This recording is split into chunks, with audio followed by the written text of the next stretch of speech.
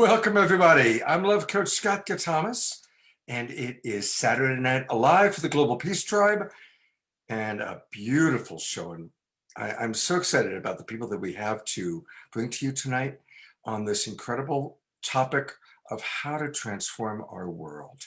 And we're going to get to introduce you to a very special soul, a very dear new friend of ours, an amazing collaborator. It's a big show. Now, I got a request for all of you out watching on Facebook. Consider coming on into our Zoom room. We always have hundreds of people in the Zoom room, but then thousands of people watching on Facebook. And we love having those of you on Facebook come on into our Zoom room. That way you can interact with us even more directly. It's easier for us to follow the chat because when you're out on Facebook, there's so many different Facebook pages that we're on, and we appreciate the Sign Network for putting us out on so many Facebook pages. We can't keep track of all the comments coming in. So please, if you can, come on in and join us. And it's easy to do that. Just go to globalpeacetribe.com. That's globalpeacetribe.com and register. It takes about a minute maximum. And then once you register, you'll get an email with the link that brings you into our Zoom room. And this is a wonderful way for you to join us. And there's a lot of other advantages to registering with us. So again, while I'm talking right now, go ahead and do it. Go to globalpeacetribe.com. Now, what happens is we get your email address and we keep it only to ourselves. We don't give it to anybody else. But Deborah sends out every Monday an email that's got the replay.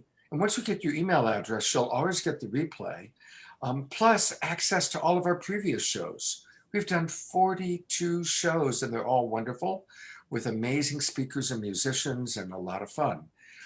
Also, it gives you access to our early Zoom room show like we just had for the people who came in early. We had a beautiful conversation that the Zoom room people got to participate in and watch. And we provide special gifts, all sorts of good stuff. So please join us at globalpeacetribe.com. Then I have one more request, and that is for everyone to get a candle. I've got a big one here, and a lighter. Because in about, I don't know, maybe 20, 25 minutes, we're going to do a little special ceremony. And we'd love for you to all have candles and lighters handy because we're going to do a blessing all around the world because we have people watching. And that includes those of you who are watching the video replay.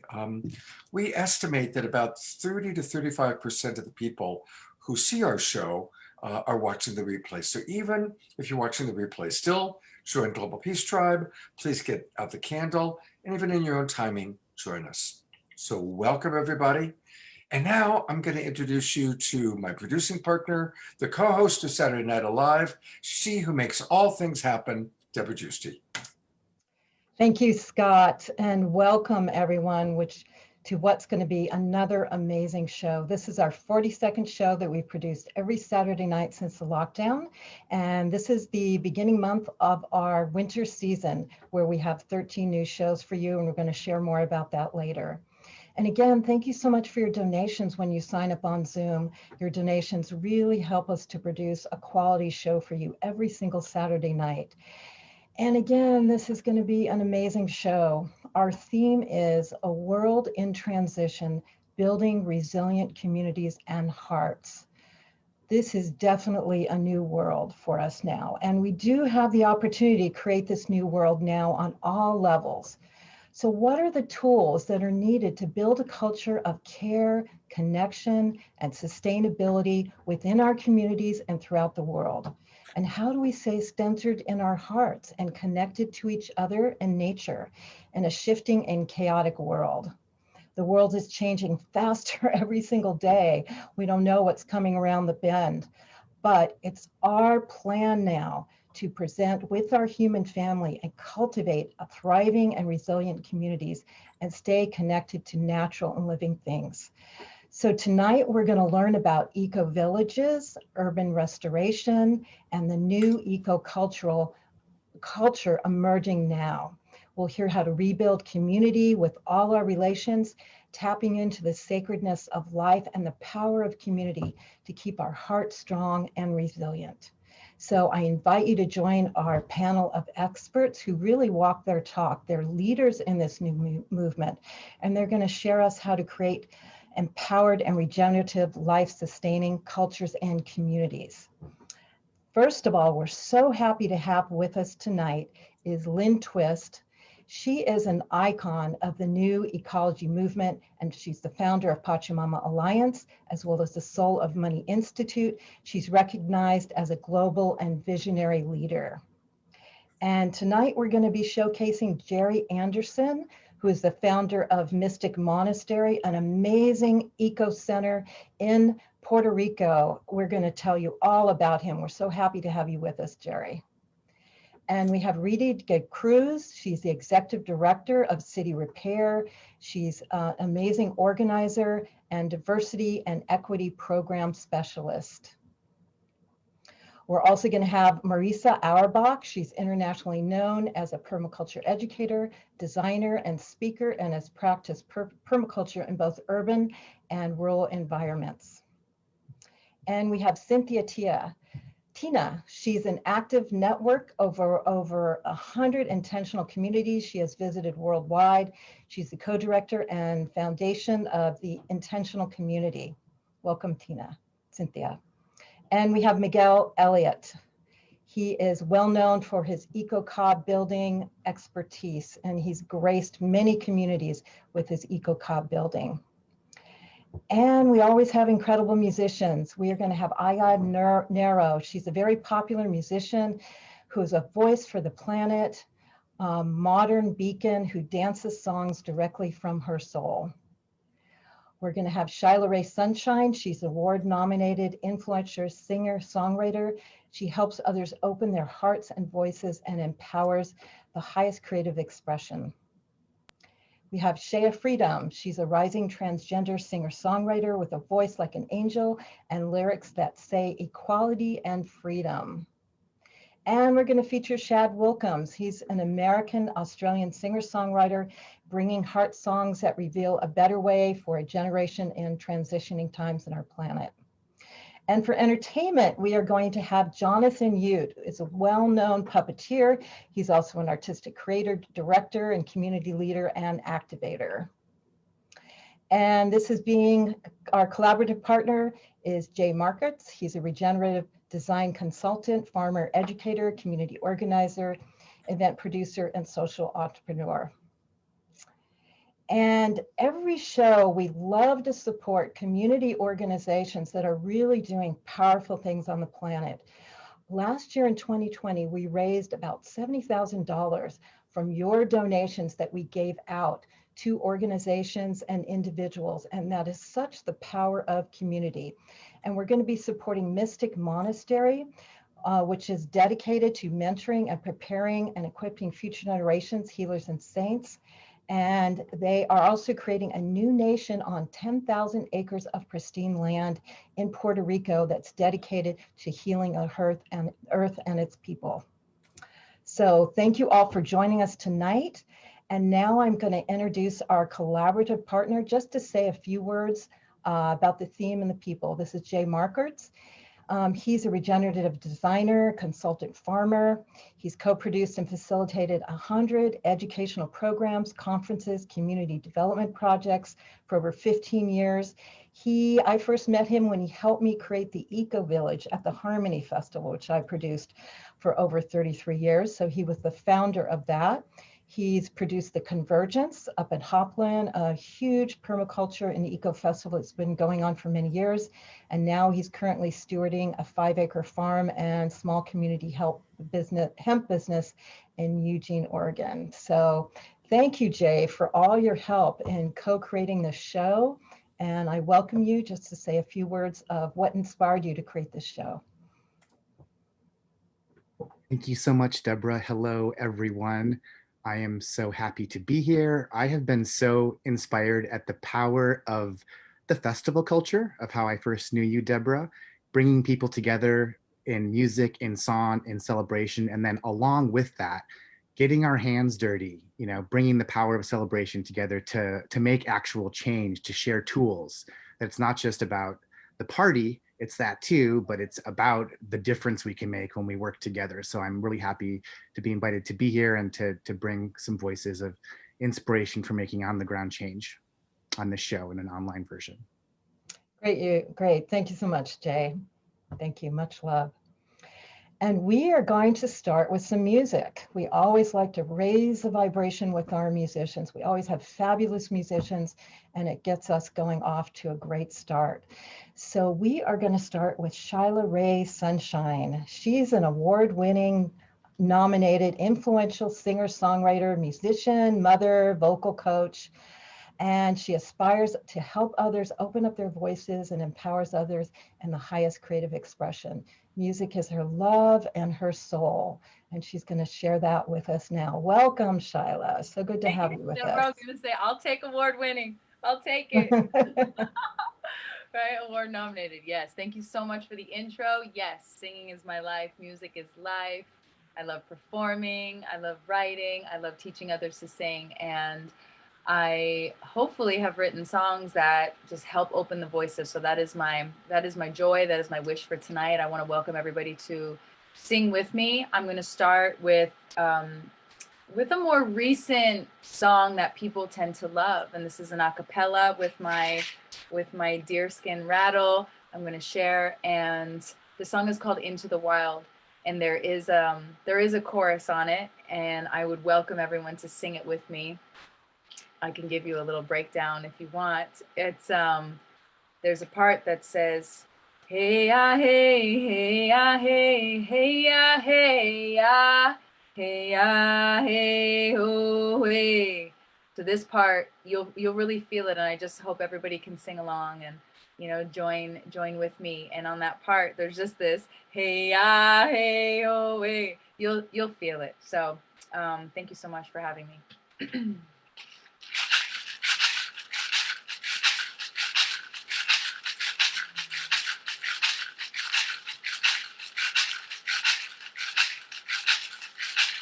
Into the wild I'll go, and into the wild I head. It's been a while, freedom child, since I left my roots back home. I once tried to run away like a wild animal stray, running, hiding, I was riding high in the sunset sky.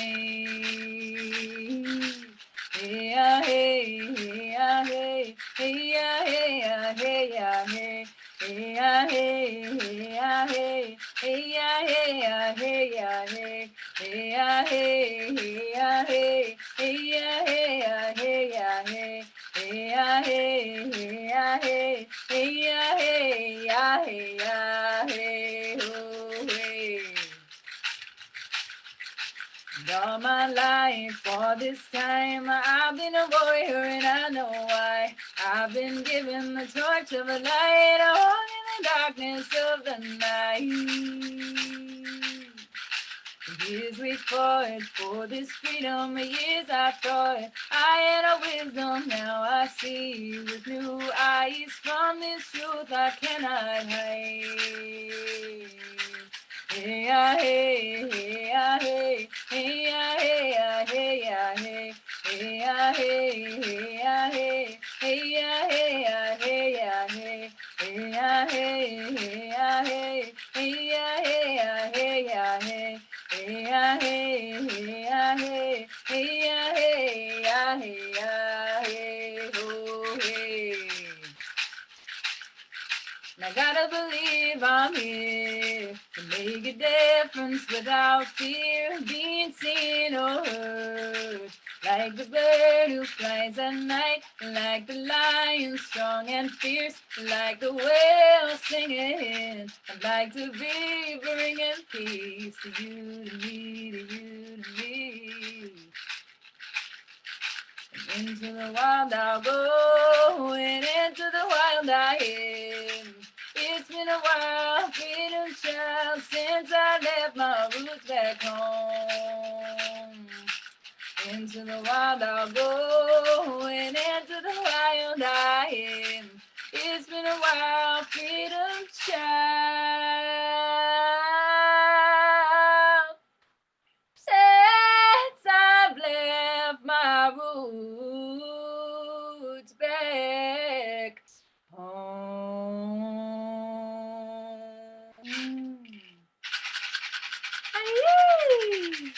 Oh, wow. That's into the wild.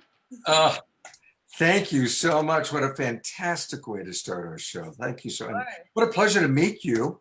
We're blessed. Shyla Ray is going to stick around and do another song for us. Yeah. And definitely want to encourage everybody to check out her website. She's got a lot going on this website. She's got music. She's got all sorts of cool stuff. And it's Shyla Ray Sunshine. Now I'm going to spell that for you. Sylah. That's how she spells her first name.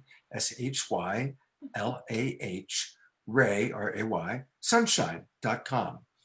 And look at all those cool images and look at those tats and the henna. Wow.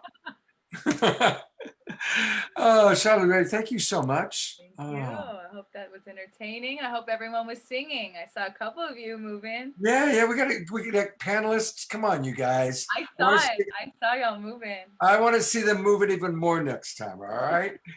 Thank you so much. I got another one coming up, and I'm very excited. I'm going to sing a oldie but a goodie. Great. Thank you so much for being with us. Looking forward to it. Thank you. All right. And now to introduce our first actual speaker, I'm going to turn it back over to Jay Ma. Thank you, Scott. Thank you, Shayla. It's my pleasure to introduce our first speaker of the evening, Cynthia Tina. Hi, Cynthia. Thanks for being with us.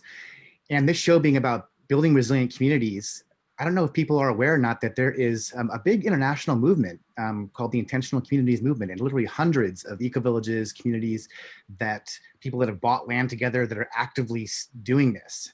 And Cynthia is just the person to share with us about that. She is the co-director of the Federation of Intentional Communities, also formerly a board member of the Global Eco-Village Network, and has literally visited hundreds of these communities, as well as currently is living on one in Vermont and building her own house there.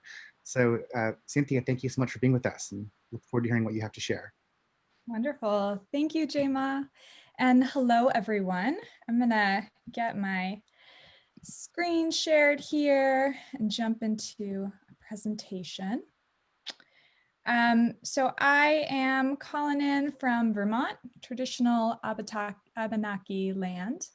And I'm so excited to share with you about intentional communities, why they matter, how you can find them, and a very quick global tour, because I only have about 7 minutes or so. And this first photo is of Clough Jordan Eco Village in Ireland. Pretty much all of the communities that I'm going to be sharing with you tonight are ones that I have visited personally, and many of the photos are mine as well. So let's jump in. A little bit about me. First off, I did not grow up in an intentional community, but I've been very fortunate and privileged to have gotten to visit many of them around the world. And really what drives me is this strong curiosity to find people and places that are doing life differently, creating more resiliency, more connection. And I feel very fortunate to serve as a bridge to help people find intentional communities to join, and also to share about them as models for inspiration and how we all can bring a little more community into our lives. I've been privileged to work with a bunch of really amazing organizations, such as the Global Eco Village Network and EcoLease, the Youth Eco Village Network, NextGena, New Mundo, and now as co-director with the Foundation for Intentional Community. So there's a bunch of organizations out there that are really lifting up these community-led initiatives for action on climate change and resiliency and creating more cooperation.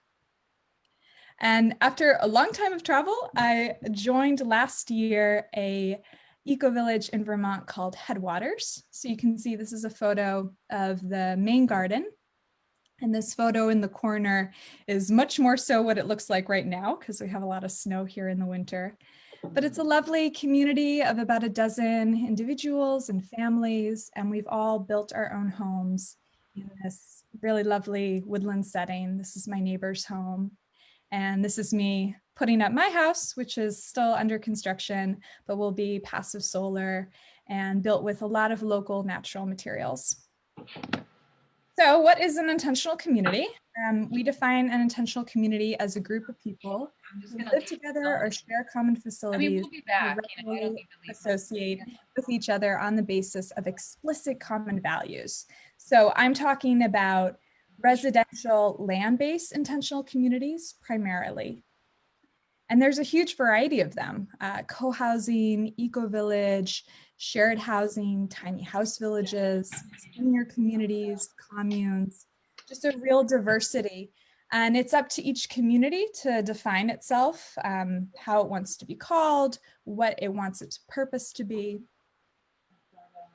Why intentional community? Of course, more connection, sharing resources. We don't all need to own our own lawnmower or washing machine. There's so much we can share when we live in community.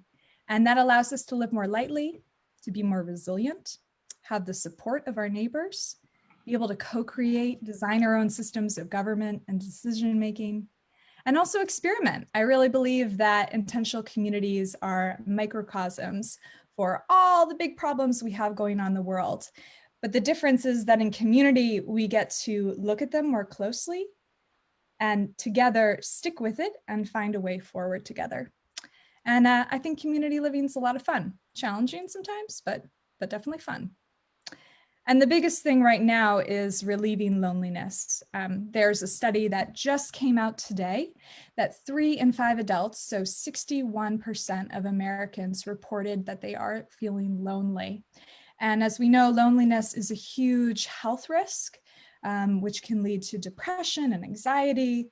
So it's a serious thing. And intentional community is one way that we can bring a little less loneliness into the world, especially during this challenging time. The good news, there's thousands of intentional communities out there. We estimate there's between 10 and 30,000 intentional communities worldwide. Where can you find them? There's this great website that our organization puts together and manages called ic.org. And there you'll find an online directory of over 1,500 intentional communities worldwide, as well as a print directory if you want to hold them all in your hand. And I really do believe that starting an intentional community is becoming easier and easier than ever before because of all of the great information and a real network of places around the world that are getting started right now. We launched last week online courses for community builders at ic.org/learn. And on February 4th, we're starting one on how to create an intentional community. We also have weekly events such as workshops and webinars, including our Community Connect call, which is very special and happens on the 4th Tuesday of each month. So you can consider joining that. And now for the remaining time, I want to take us on a really short global tour of intentional communities, just to get a little burst of inspiration wherever you may be calling in from. So to start with is the largest intentional community in the world, which is Oroville. And you're looking there at the Matrimondeer, which is the physical and spiritual heart of Oroville. Findhorn community in Scotland that began 50 years ago just as a trailer park and now is mushroomed into a community of 600 residents. Ithaca Eco Village, which is the largest eco village in the US. La Cité Écologique, which began as a summer camp for kids and now has 2 eco village locations in Quebec and New Hampshire. And intentional communities don't have to look like super alternative. This is one in Durham, North Carolina, that looks on the outside just like a normal apartment building, but on the inside there's a co-housing. Groundswell co-housing is a really beautiful one in British Columbia, Canada. Village Hearth is the first 55+ LGBTQ community. Damanhur in Italy, where they've literally dug in secret for many years into the caves and made these beautiful art forms and mosaics on the floors. Twin Oaks community in Virginia, which is completely income sharing. They make their own tofu and have a hammock business, so they're economically self-sufficient. Bruderhof communities is an example of religious intentional communities, which are definitely a large part of our network. And even intentional communities that have a focus on Buddhism, for example, or yoga. This is a really awesome community project led by the Masok people of Alabama, who are returning to their traditional homelands to bring to life their culture and their language. Torre Superiore is a 13th century eco-village that's now been re-inhabited in Spain. And in Senegal, the government has made a commitment to transition 14,000 villages into eco-villages. So this is arguably one of the largest eco-village projects in the world. There's tiny house villages. Camp Hill communities are focused on creating community for people with special needs. And then transition town movement, like the idea is not that everyone needs to up and move to an intentional community, but you can really create a lot of community wherever you are right now. And one great way that they're doing that in Portland is with the village building convergence led by City Repair. I think Reedy's gonna speak more to that later on. So there you have it, a huge variety of ways to connect with and be inspired by models of intentional community. I'll leave you just with a question here. Are you getting enough community in your life? Maybe sit with that one and think about some things you can do even during the pandemic to help create more community where you live. Thanks. Thank you so much, Cynthia. I mean, we should do an entire show just with you really going through. I'm serious. We have like extra shows that we do, and I'd love to just do one where you really take us through all the different communities you visited, because of course each one has such unique idiosyncrasies and qualities. And I think a lot of the people who are watching this show are really interested in finding the right community for themselves. Yeah, totally. I normally do this presentation in 2 hours, so I had to like cut out most of it. But yeah, I'm gonna invite you to be on one of our ancillary shows so you can have your, say, 90 minutes to 2 hours. And certainly for anybody who wants right away more information, this is Cynthia's website, cynthiatina.com, CYNTHIA, Cynthia, Tina, Tina.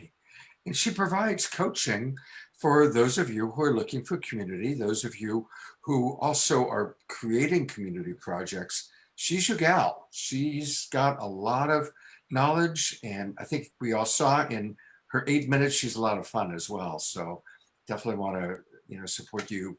And thank you, Cynthia, for getting, again, our show off to just a great start with your presentation. Thank you for the opportunity. Yeah, all right. Hope to see you again soon. All right. So, she's asked a great question. Are you getting enough community? And gosh, we sure are hoping that through Saturday Night Alive, we're providing you with an experience at least once a week of community, a chance to see what's going on in the world, to be inspired by our speakers or musicians.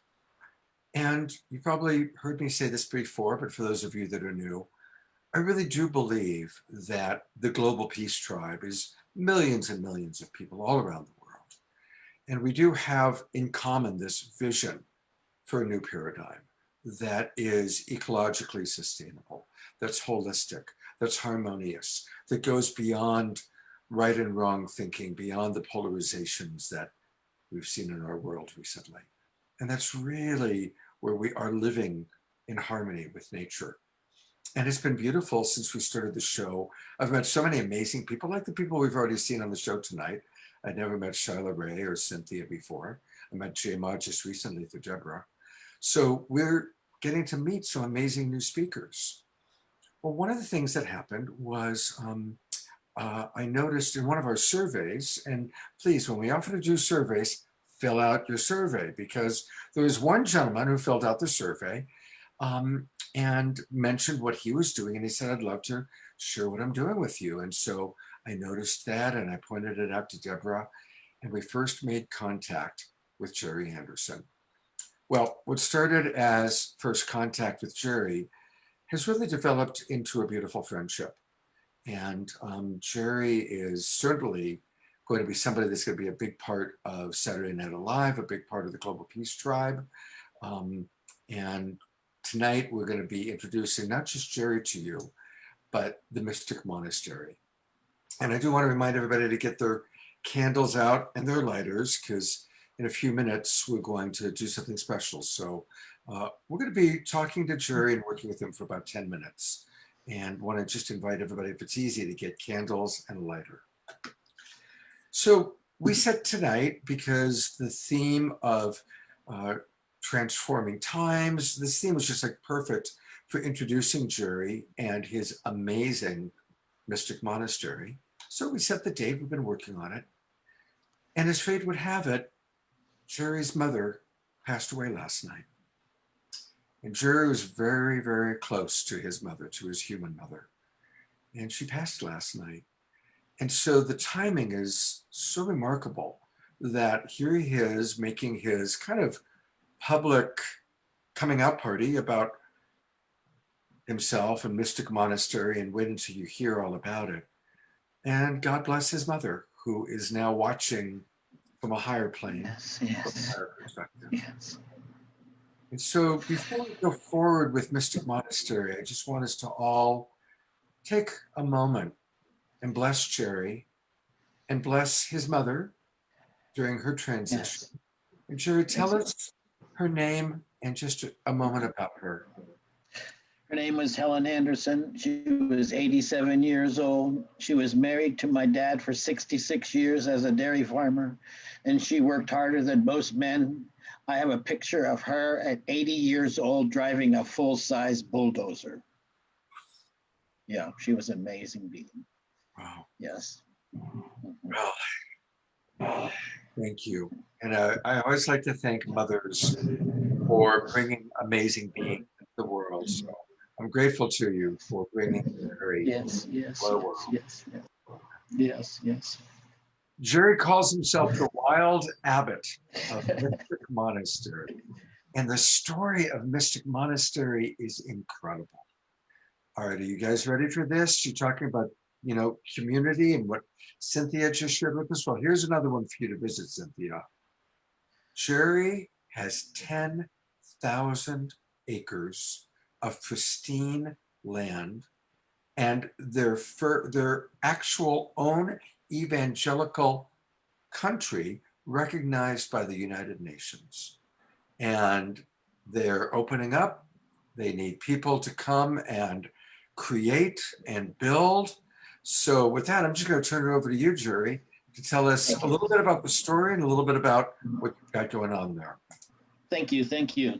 It's a blessing to spend time with the whole spiritual family of light on this group of audience that we get to share with you tonight for the first time about creating our own country where we can set the laws the way we want, the cultures the way we want, and the ecology the way we want.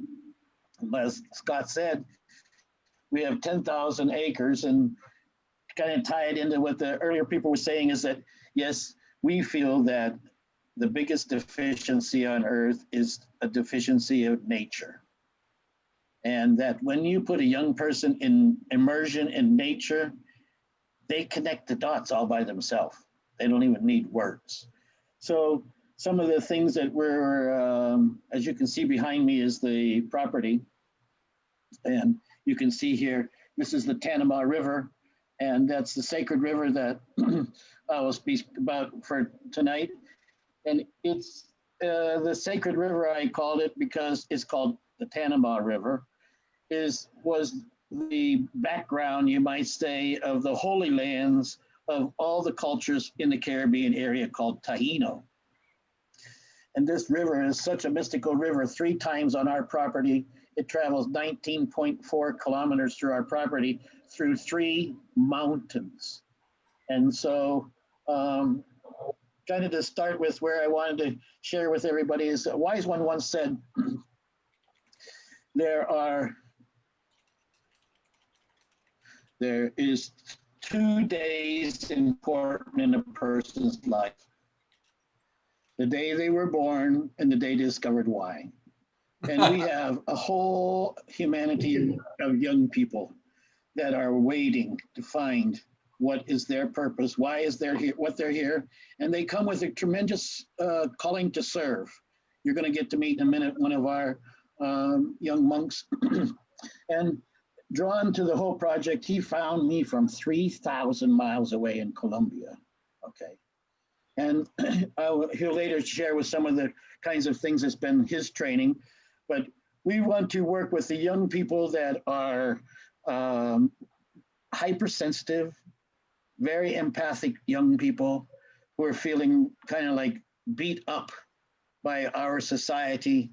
And we want to make a place here where we can graduate them into new saints and new healers. The main focus of the whole monastery is about healing. So I always say Jesus's advertising program was, he was the healer. From town to town, he was the healer. So we made a little video here for you about our project. And let's see if I can play it here. Yeah.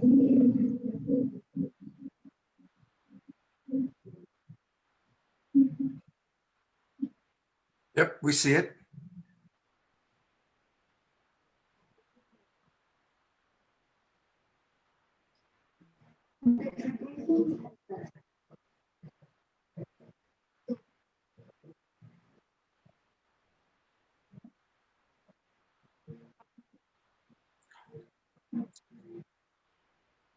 So Jerry, just want to say we are seeing all these different slides that you're showing us.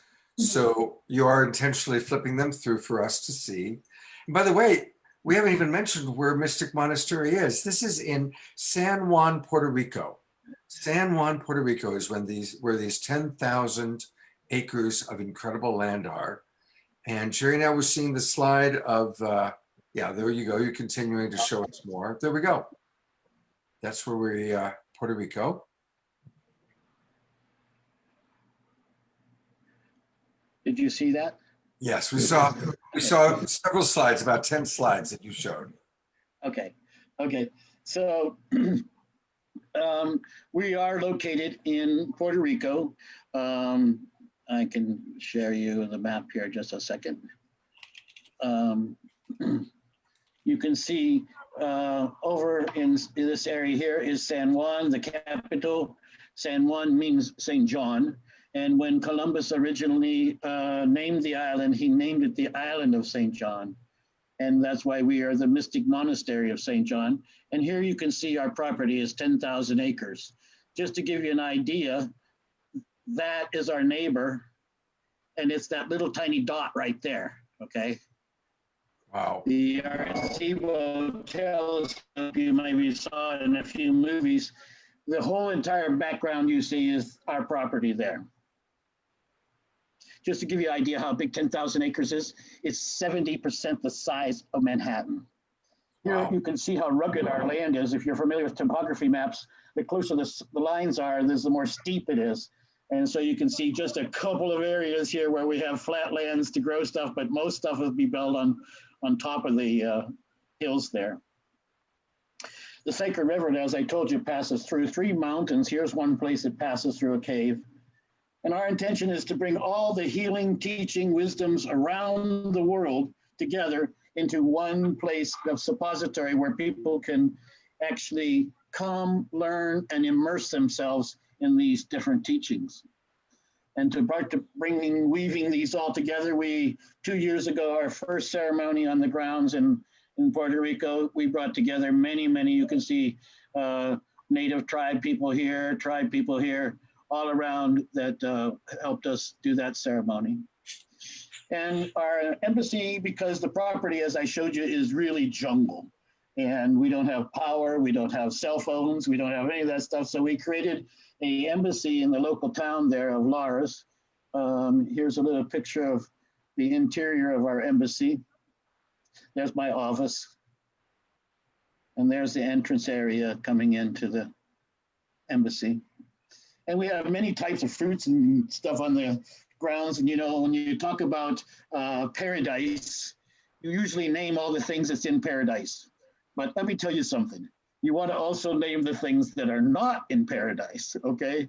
And the one that's not in paradise that we're very, very happy with, and the rest of you will appreciate, there are no mosquitoes on our property. You can't believe it, but it's true. And it's because so many bats live in the cave systems I was showing you. Speaking of caves, this is one of the giant caves that we have there. We call it the Bat Cave. And this picture is not colored, not illuminated. All they did was increase the saturation of the colors of the cave. There's the mouth of that same cave. And here I thought we would stop and take a moment. Scott, if you could handle that. One of the monks is from Colombia. He's online with us tonight, Andreas Navas. And I would like him to share what's true for him. Yeah, and before you do that real quickly, Andreas, I just want to acknowledge again a couple, because a lot of questions are coming up in the chat box. You're not limited to looking for young people. You're open to people of all faiths, all religions, and all ages. So just want to clarify that. Yes, we call ourselves the first all-denominational monastery. Beautiful. And Andre, I'm going to give you a chance to share how Jerry and the Mystic Monastery, how has it impacted your life? And welcome, Andre from Colombia. You need to unmute. Oh, sorry. Hello, everybody. Well, let me tell you about my experience in the Mystic Monastery. Well, everything started like 5 to 4 years ago. I was in a lack in my life because I was studying, I was finishing my university, and I didn't know what to do because I was thinking that, well, I'm going to get a job and then work for 20 years and then what?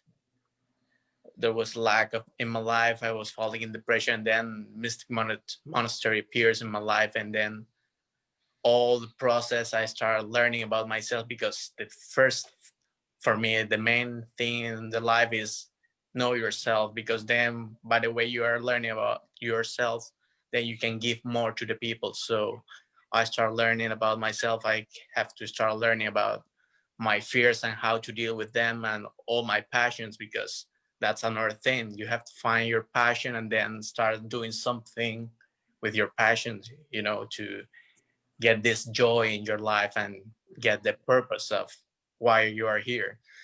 So I start all this process with the Mystic Monastery. I start learning about me, and from 4 years to now, we are like a few steps away to open the Mystic House, which is like a branch from the Mystic Monastery, and we're doing all this counseling to all the people that is in the situation that I was 4 to 5 years ago, and it's here in Colombia for all the people that don't have already the opportunity to go to Puerto Rico. So it's something big and it's really amazing. So I invite you all to go to the Mystic Monastery and share with yourself and give what you learn to the world and make the world something better. Thank you so much, Andres. Thank you. And, Jerry, really, it is very beautiful what you've created. Of course, I've gotten the chance to get to know you and talk to Andreas and how you really changed his life.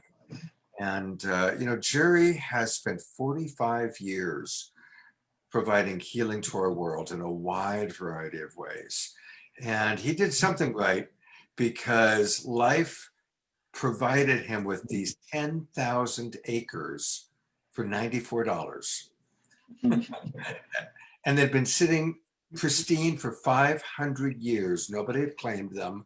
I don't quite know how it all worked, but the bottom line is, for 500 years, they sat there, and now they are in Jerry's hands. And Jerry needs help. He needs support.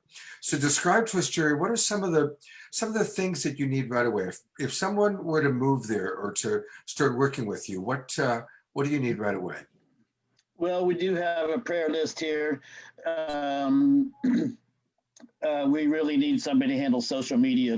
That's one whole ballgame that's ready to go. And the email representative, webmaster graphics. We are actually, building different graphics for the cover of our passport that's being built right now. All those kinds of things, accounting people, government people, and a new area that seems to be breaking into is the crypto banking area, and those people are looking for a sovereign country to build in, and we happen to be a sovereign country. So whatever skills you have, we're really looking for everybody to help in many different ways. We need persons that can volunteer in the permaculture, the medicine gardeners, construction, cooking, gardening, all the wonderful things. And one of the first things that kind of tie into our group tonight on plants and gardening is that we need to do what I call a food map, so that we can actually map everything that's growing on our property already. You know, we have everything from avocados to coffee to bananas, coconuts, all growing on our property. So we need to like map where all these things are as before we start actually building roads and trails and those kind of things. So we really need help in all those areas. Really what is going to control the speed of how we develop this monastery is contributions. We have carried the ball all this far with no contributions till today. And so we have right now, we have 4 monks in Puerto Rico at the monastery in our area there. And we're looking for sponsors for them. We like to sponsor them for $250 a week or $1,000 a month. Maybe you would like to have him sponsor a bench. We're going to engrave them that we've been waiting for you in the benches. Or if you want a little small park with your bench, it'll be $1,000. We also are wanting to put up a giant flagpole with a handmade flag. But the big one we want and need is this tractor. It's a 40 horsepower electric tractor. And I love the name of the company that builds it. It's called Multi One. Isn't that perfect? So we are open to monks to put their application in. All you have to do is write to the abbot at Mystic Monastery, sjb.com. SJB is St. John the Baptist. So we're leaving our legacy for future generations of ourselves. We often talk about the future generation, but that future generation might.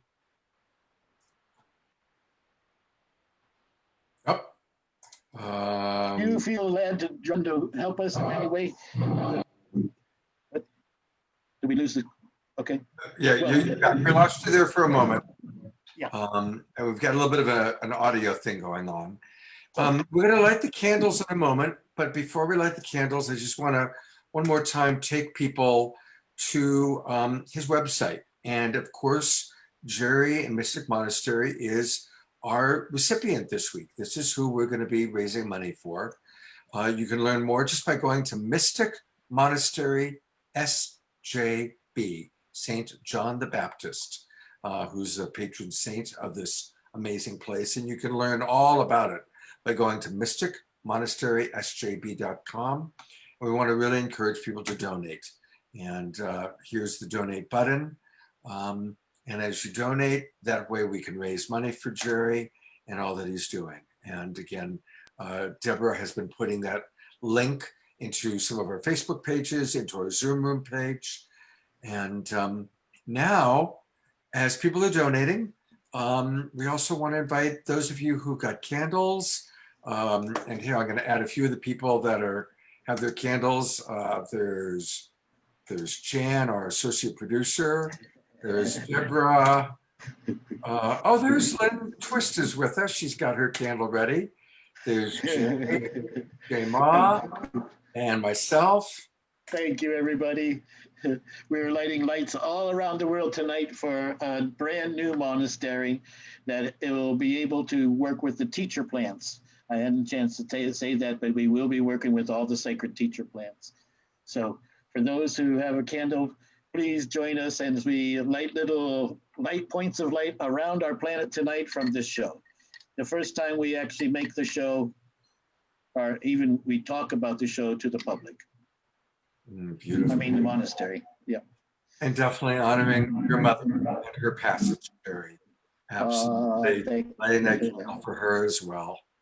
Yes, yes. Blessings to my mom. And so let's just take a moment and take a few breaths together. Maximum grace for Jerry, the spirit of his mother who passed last night, and this incredible endeavor. Blessings on the Mystic Monastery. May it attract all the grace and all the support, all the right people at all the right time. Oh, Mhm. Ashe. Thank you. Thank you, World of Saturday Night Alive. You're all very appreciated. Thank you, Jerry. And Jerry's going to be, coming on. He's definitely a big part of our new family. And so we're definitely going to be seeing Jerry a lot as time goes by. So thank you very much. And thank you, everybody, for your donations and for lighting the candles. Really appreciate it. So Jema and I had the opportunity to meet with Ayla Nereo this week. And she wasn't able to join us live because she wasn't sure if her internet would be strong enough. So she went to a special place where we could record her. And I'm going to bring Jema back on just to tell us briefly about this video, and then we'll play a video recording with her. If you've not heard Ayla Nereo's music, you should check it out. She is a beautiful, amazing soul, and somebody also who is really grounded in everything we're talking about tonight. It's almost like she's an enchantress that came out of and is singing for the forest and people. So we're grateful to have her presence in support of this show, and please enjoy her music. Hello, everyone. It's my pleasure to introduce Ayla Nereo. Hi, Ayla. Hi. Thank you so much for being with us. Many of you are probably familiar with Ayla's music. She is truly an otherworldly artist, I would say, as well as a voice for the planet and its creatures and the human journey through that. Weaving together such beautiful poetry with vocal looping and beats and electronic soundscapes. She really has an uncanny ability to disarm and crack open the heart, which is a lot of what the theme of this show is about this week, building resilient communities and hearts. She's played at many of the notable summer festivals and is currently seeing a lot of rapid growth with your music. I've been hearing Ayla in the US and Europe and Canada, Australia, so congratulations with that. I've also been really inspired by the work you've done with the Permaculture Action Tour, like touring through 36 cities in 6 weeks and bringing people together with the performances, but also to do community garden projects and connect people to know what medicines and foods are growing around them, supporting self-resiliency, which is what this show is all about. So thank you so much for being here. I think it's really appropriate to have you and what you stand for with your music, with the theme we have here. So welcome. Thank you so much. What a beautiful intro. Thank you. So is there anything that you want to say about your music as it relates to this theme of building resilient communities and hearts, and some of the work you've done on that regards with your tours? Yeah, well, I guess I'll speak to this moment, which is a not touring moment. I mean, of course, the Permaculture Action Tour, and then my own evolution of that I did for a few tours of the Herbalism Action Days, connecting communities in towns that I was going to, having days where we got to really understand what's growing around, what's local, and who are the local herbalists, really connecting with the local medicine keepers and gardeners and farmers. And I'm really excited to do more of that when touring happens again. And this year has been, as we all know, very unique for everyone, and especially for anyone in the performing arts. And so I've actually gotten to be doing it. It's more than I ever have been able to, because touring, we would always have a garden on our land, but it was like coming and going and coming and going. And so this year I've been with every single cycle of the land and planting, and we've almost tripled our garden size. We got chickens. We're about to get goats, which I never thought would happen this soon. And we're really deepening into the homestead thing. And we also live with a community on our land. So there's about 8 people total that we are part of, that we live with, and have built up, we're trying to build the vision in our own way, trying to live into village living, really, and just even in a very small way with some people, just trying to build food sovereignty. And then more than that, trying to connect with the local farmers around us so that there's a network of people being able to go to each other's farms and help each other, and also know what each other's growing and what we're all holding, so that we can, and the skills we all hold, so that we can really be a resilient community, not knowing what's ahead. So I've been passionate about this for a very long time, as have you, I know, and so it's really been amazing to have a year of living it fully, and I'm excited to see where that leads in terms of supporting more people to do the same. But I would say this year it's been really just like practice, living it.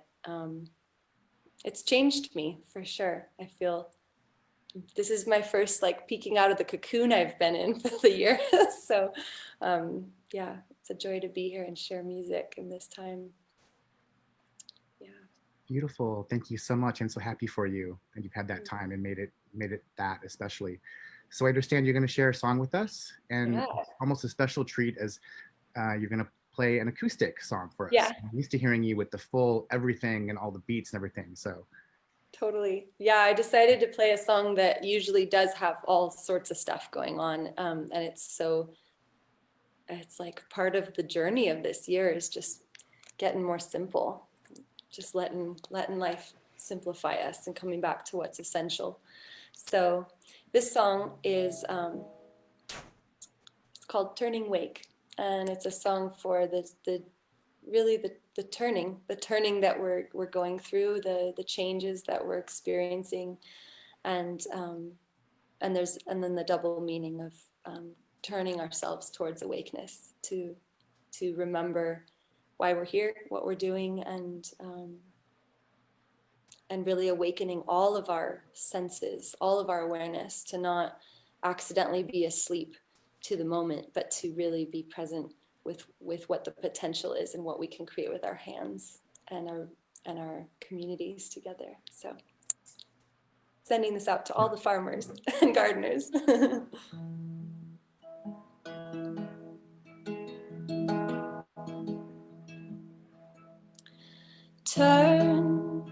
Turning you a bent bone, weary wandering soul, and born upon a body you can never own, rolling you along, bent sideways, tumbling a mother-given loom. You knew it when you flew in, shuttling, weaver you are gold bent, but do your strings hold the strength of what was given when you flew in?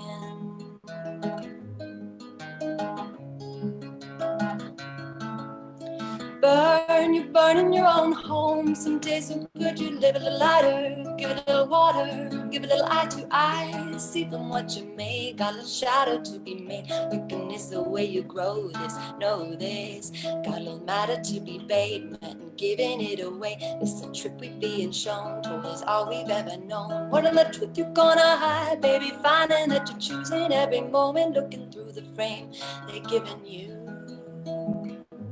What are they giving you? What are you gonna do? Look through.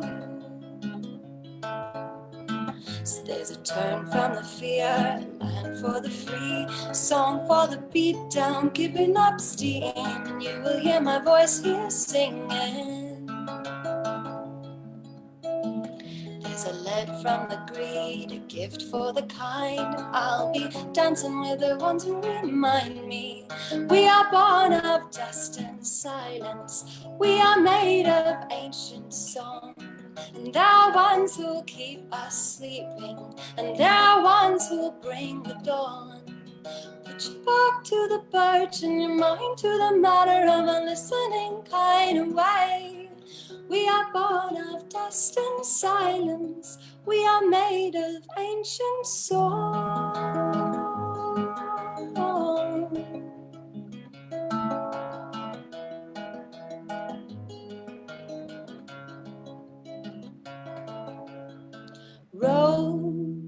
Rose upon the shoulders of the shoreline, eyesight creeping round the edges of the known. You've known it from before your sight was shorn, shifted, and they told you not to talk of this. But you remember in your sleep all the ones that you could see, raising candles to the sky through the forest dark as night. Wide-eyed, keep stride, this the path you're being shown. Sure thing, keep singing to the ones you're walking on. They the wonder, you the stars they look upon. You are clouds to them, giving harm or giving form. Do we greet them with our grace? Do we run or do we face the ones who are helping us to heal our choice and choose again? There's a turn from the fear, a stand for the free, song for the beat down, picking up steam, and you will hear my voice here singing. Oh, oh, there's a light from the greed, a gift for the kind, and I'll be dancing with the ones who remind me we are born of dust and silence. We are made of ancient song, and there are ones who'll keep us sleeping, and there are ones who'll bring the dawn. Put your back to the birch and your mind to the matter of a listening kind of way. We are born of dust and silence. We are made of ancient song.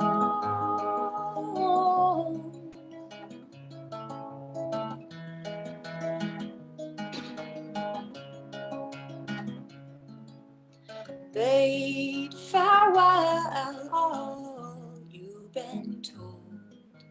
Waves are rising, us to shore. It's not what you say, what you think, it's the walk and the way that you do.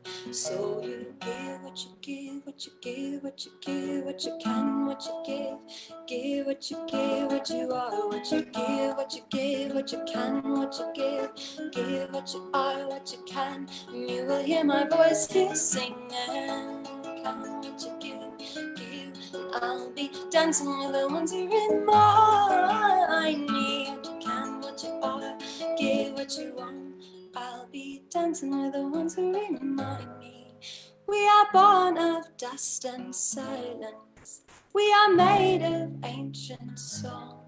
And there are ones who keep us sleeping, and there are ones who will bring the dawn. Put your back to the birch and your mind to the matter of a listening kind of way. We are born of dust and silence.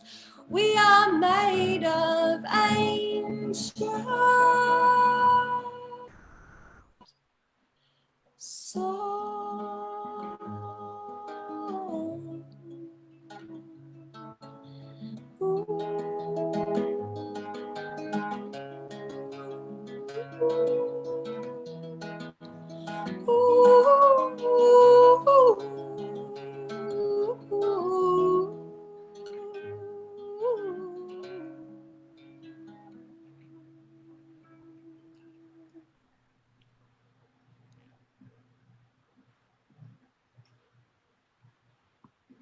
Mm. Oh, so beautiful. Thank you so much. I love it. I've not heard that one before.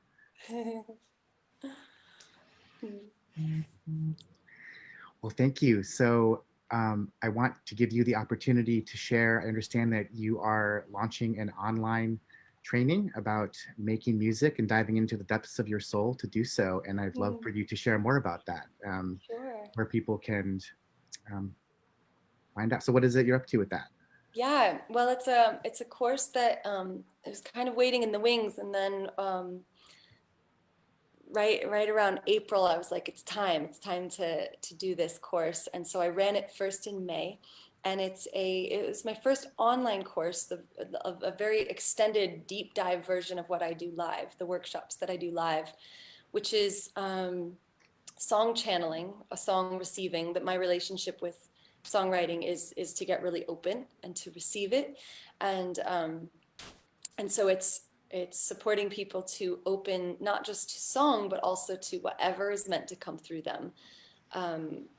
I have a belief that we are all receivers of so much. You know, our systems are made that way, and that we're all creators, and whatever it is someone's meant to create, I just want to support them to be more open to be able to receive it and hear it, and then also to be able to trust themselves enough to then create it, because that's the other part of this work is a lot of like voice opening and really leaning into fears, because there's a lot of fear that has been programmed into our cellular memory through long ages, that holds us back and says that it's not safe to be a force or be bright or have a voice or create that which might that is our own edge, just to lean into our edges that way. So it's all that and more. It's a 5-week long course, and I'm rerunning it.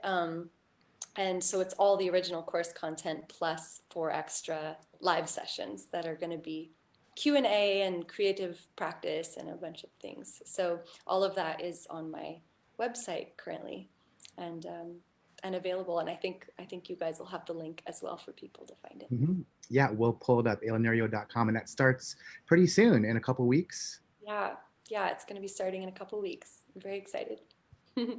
Wonderful.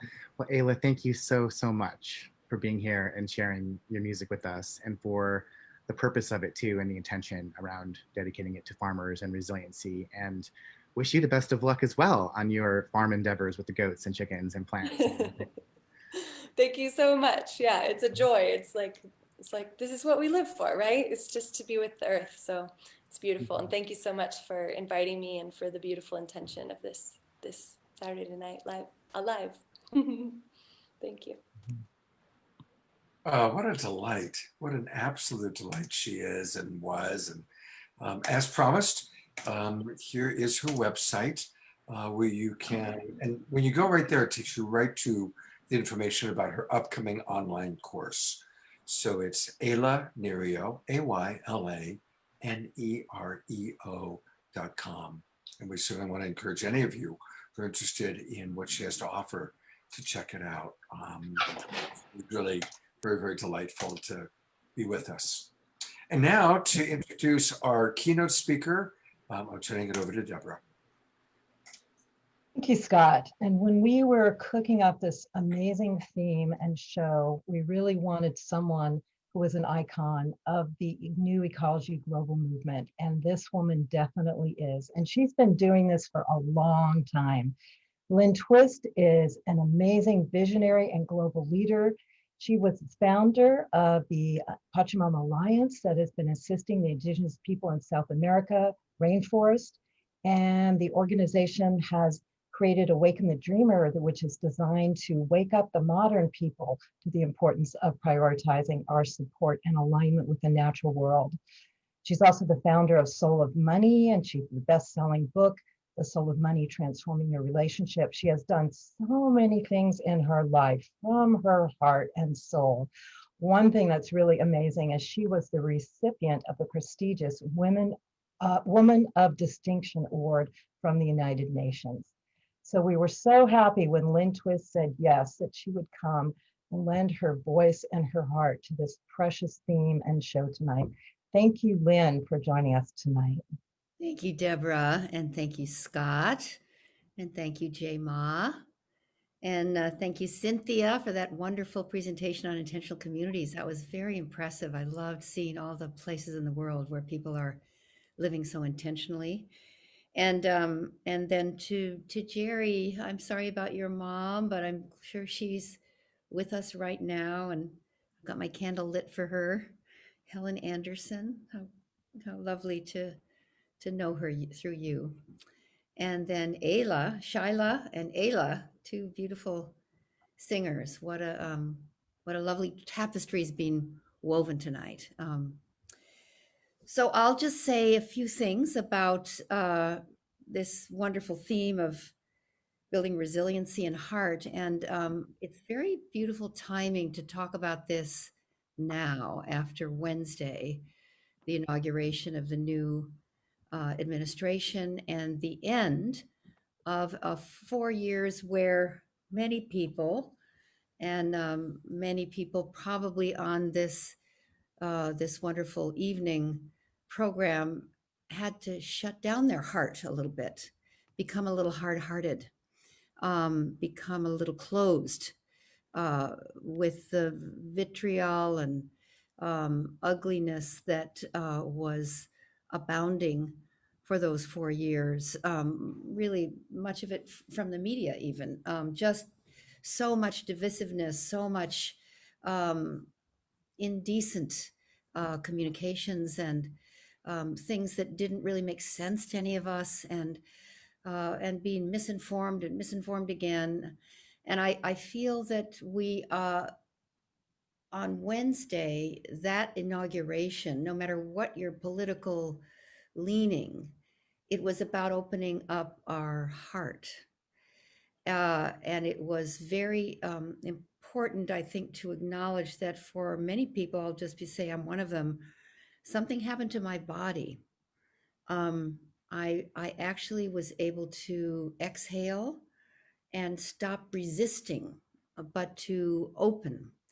And I would say resilience of the heart has been served now by this opening, this aperture, this new chapter.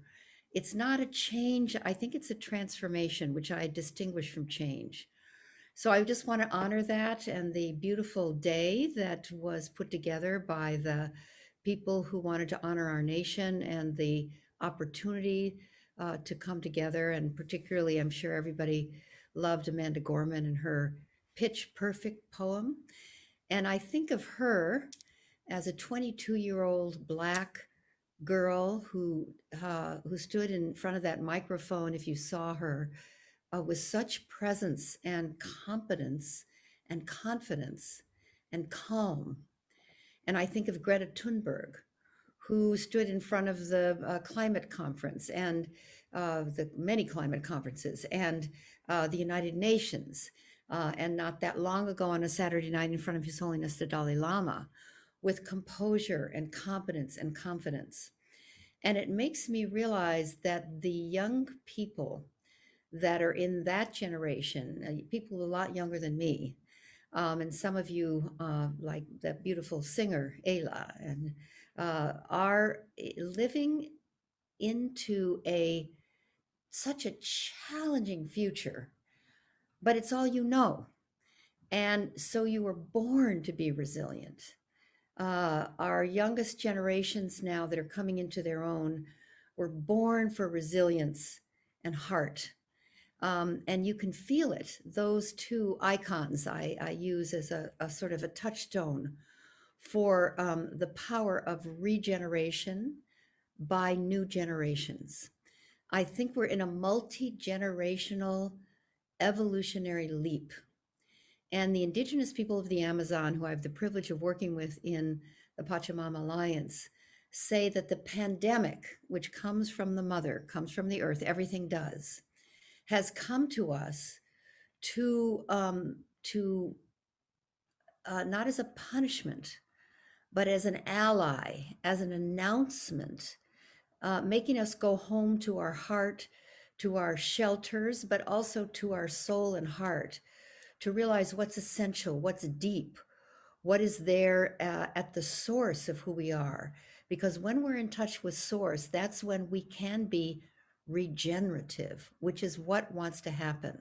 I think we want to recreate, reimagine, reenchant, reset, reboot, if you will, recreate, renew, rejuvenate, revitalize, respect, which means to re-see who we are in relation to the climate, in relation to each other, in relation to governance, in relation to education, in relation to future generations, in relation to life. And having so many of us now on this planet going through something together all at once in one biology. The pandemic has taught us we are one biology. There's no escaping that. One biology, one biological system. Having us threatened with death, with 400,000, more than 400,000 people who passed away in the United States, be so proximate to that which threatens the very life force itself, and having everybody engaged in some way with either an encounter with that or the constant reminder of that, gives us a chance to see how precious it is to be alive, and to resource what it means to be alive. And that is another way of talking about resiliency. Resiliency is a natural part, in my view, of the human condition, and it stems from love. It is our love for life. And when we're in touch with our love for life and our love for what it means to be alive, that's when we become more and more and more resilient. So to see those intentional communities really shifting this massive and almost over individuation that we've done in the modern culture, and realize how important it is to rely on each other, rely on the community of life, all species, rely on the power of the life force that comes through us. That power, that recognition, that very, very intense reminder could be what the pandemic is here to teach us. As Paul Hawken, and it really comes from Byron Katie, says that the climate crisis is not happening to us. We're not the victims of it. No, it's happening for us. It's very powerful feedback. And the pandemic didn't happen and isn't happening to us. One way of looking at it that gives you some power, it's happening for us. I'll say to everybody that I had COVID. I got the virus. It was a mild case. I didn't feel well, but I got through it. And now I have the antibodies. And I saw it as a kind of initiation, an initiation that gave me access to realizing how important it is to take care of my health and my well-being, how vital it is to know that being in community, being in relationship with others is what gives you life, rather than isolation, which the virus has kind of forced us to do. That isolation has made us appreciate the power of community, the power of coming into unity, which is what community means. So I feel like we're having a huge teaching, and that this time of rebuilding our own resiliency, reset, reimagine, recreate, get reborn, is kind of a birth canal. It's as if the pandemic is morning sickness and we're pregnant with a new way of being, that we're entering a pregnancy, all of us, men and women, of a pregnancy for a new way of being human, being born. I think there'll be a pregnancy. I think there'll actually be what I'll call a long labor that will be a co-labor, a collaboration. And with the suffering and so many people who've lost their lives, and how unfair this virus has been, and how many people are suffering way more than others, and how the virus doesn't care how you pray or how old you are or how young you are or what your skin color is or where you live. It's revealed, it has flushed up the massive, massive inequality. It has shown us what there is to transform. It has revealed, it has brought into full view that which needs to be absolutely and totally addressed. And for that, I'm grateful. Although it's frightening to see it and depressing to see it, at the same time, the revealing of it, the unconcealing of it, is a beautiful part of what's going on. Because you can't transform that which you're denying. You can't transform that which you keep under the radar, pretend doesn't exist. And it's so obvious now how unequal our world is. We all knew that, but now it's so obvious. So I'll just say that I really appreciate that this is Saturday Night Alive, that we're facing what it means to be alive, and resilience, possibility, and deepening and expanding the power of the heart as well as the mind is I think the job. As I think I said the last time I was on this wonderful gathering that you host, Deborah and Scott, it's time to hospice the death of the old structures and systems that no longer serve us, while we midwife the birth of those that can, those that will, and those that do. So as a hospice worker and a midwife, I thank you all for being part of this program, Thank you for using Saturday nights to give birth to a new kind of humanity. And thank you for including me in what was a beautiful, what is a beautiful evening. Oh, thank you very much, Lynn. And I do want to spotlight for a moment a couple of things. To learn more about Lynn, you can go to the soulofmoney.com. I'm sorry, soulofmoney.org. There she is with Oprah Winfrey, and learn more about all that Lynn offers as a speaker.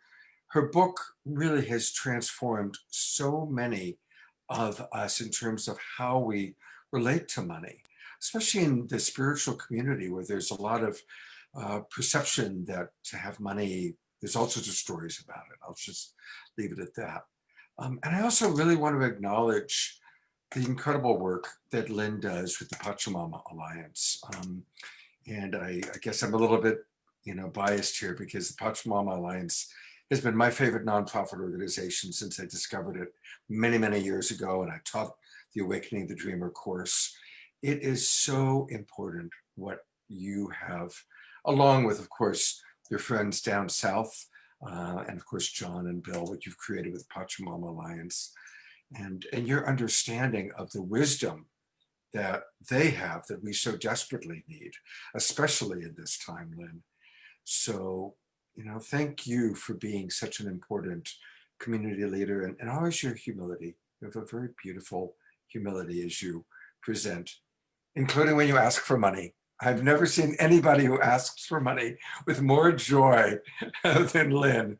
She does it very, very well at the annual fundraiser. So thank you, Lynn. And it's really, I'll just close by saying thank you for being on our show a few times. We just love you.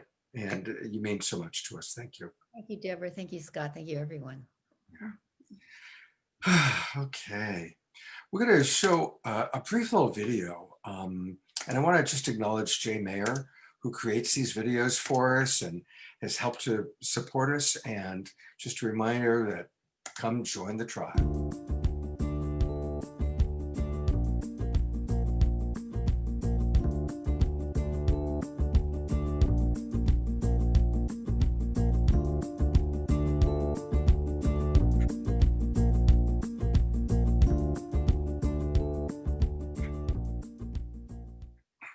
Great. Well, it's time for some more music. And this is one of the things that I love about our show is that, whoops, I had the spotlight on Deborah. We've had a beautiful, beautiful musician who's with us right now. He's going to bless us with 2 songs. I just met him for the first time today, and I'm really delighted that we have Share Freedom with us. So welcome to Saturday Night Alive, and thank you for blessing us with your presence tonight. Thank you for having me. I'm super honored to be here with y'all. Super grateful to be here with y'all.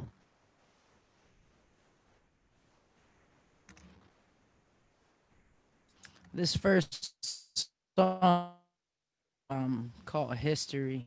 It's off my called Stand Together Now. And as we talk about these times of transition and we talk about work that our ancestors have done, I just want to give thanks for mine, that I didn't have the privilege of knowing too much as I grew up in foster care, 28 placements between 7 and 17, and then like many music, and where I found people like Chloe and Leah of Rising Appalachia and, ancestors like Trevor Hall to show me how, healing our pain through music and sharing that with community and asking to be called in can, really change things for a person's life. So I just wanted to start out with that bit of gratitude and then this song of gratitude called History.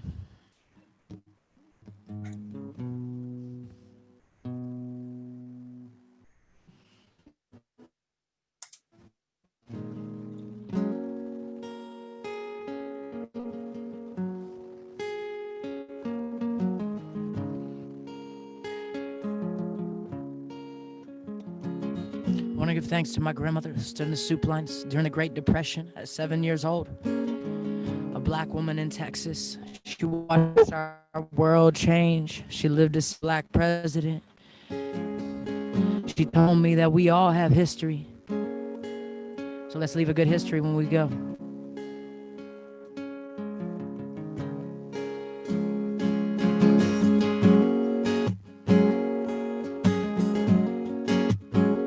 Let's leave a good history when we go.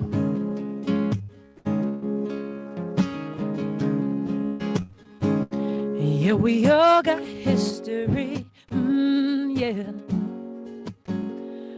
Oh. Yeah, we all got history. Yeah. Oh. And life's a mystery. Hey, yeah. Hey, yeah. To all of us, you know.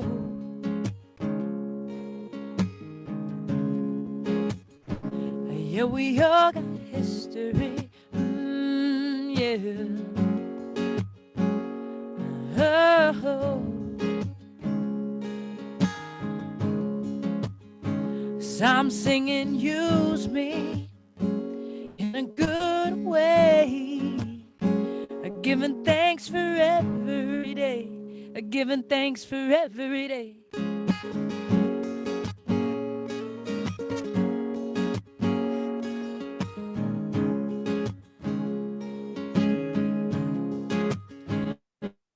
I see happiness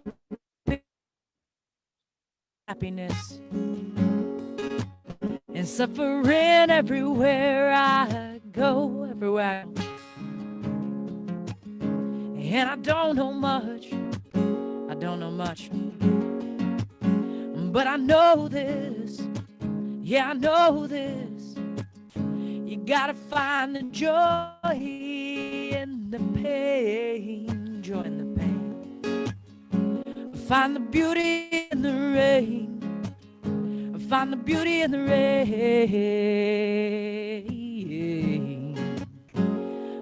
Na na na.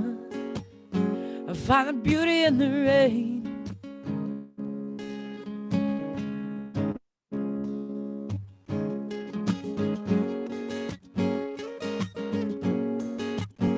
Find the beauty in the rain. 'Cause we all got history. Yeah. Oh.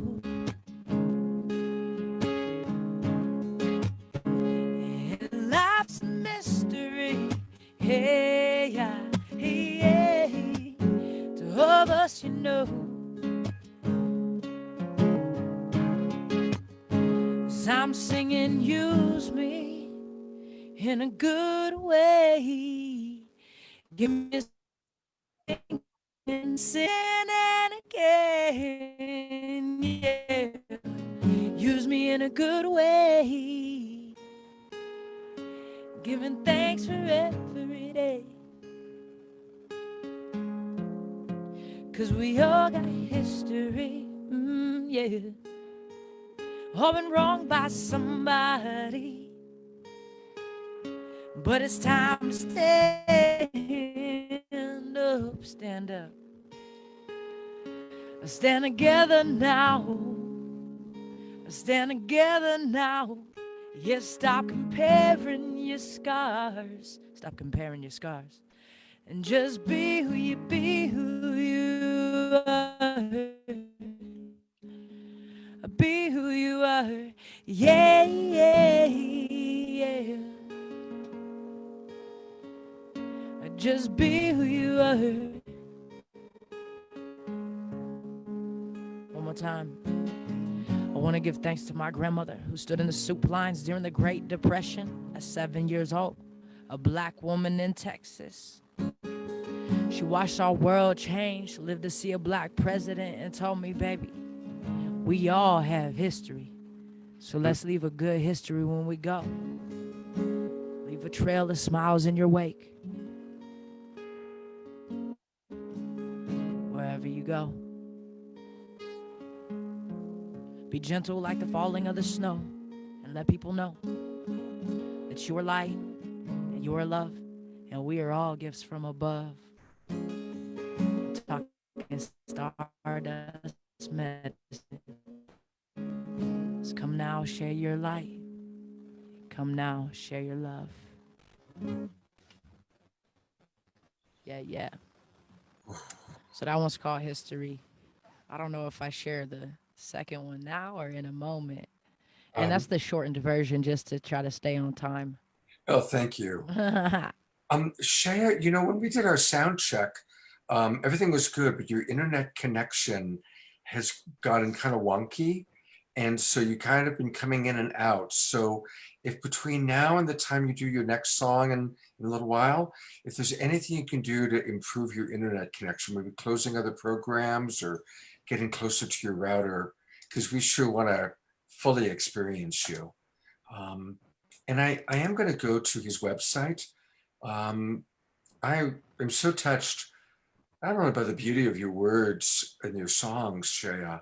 What you said about your grandmother and where you're coming from.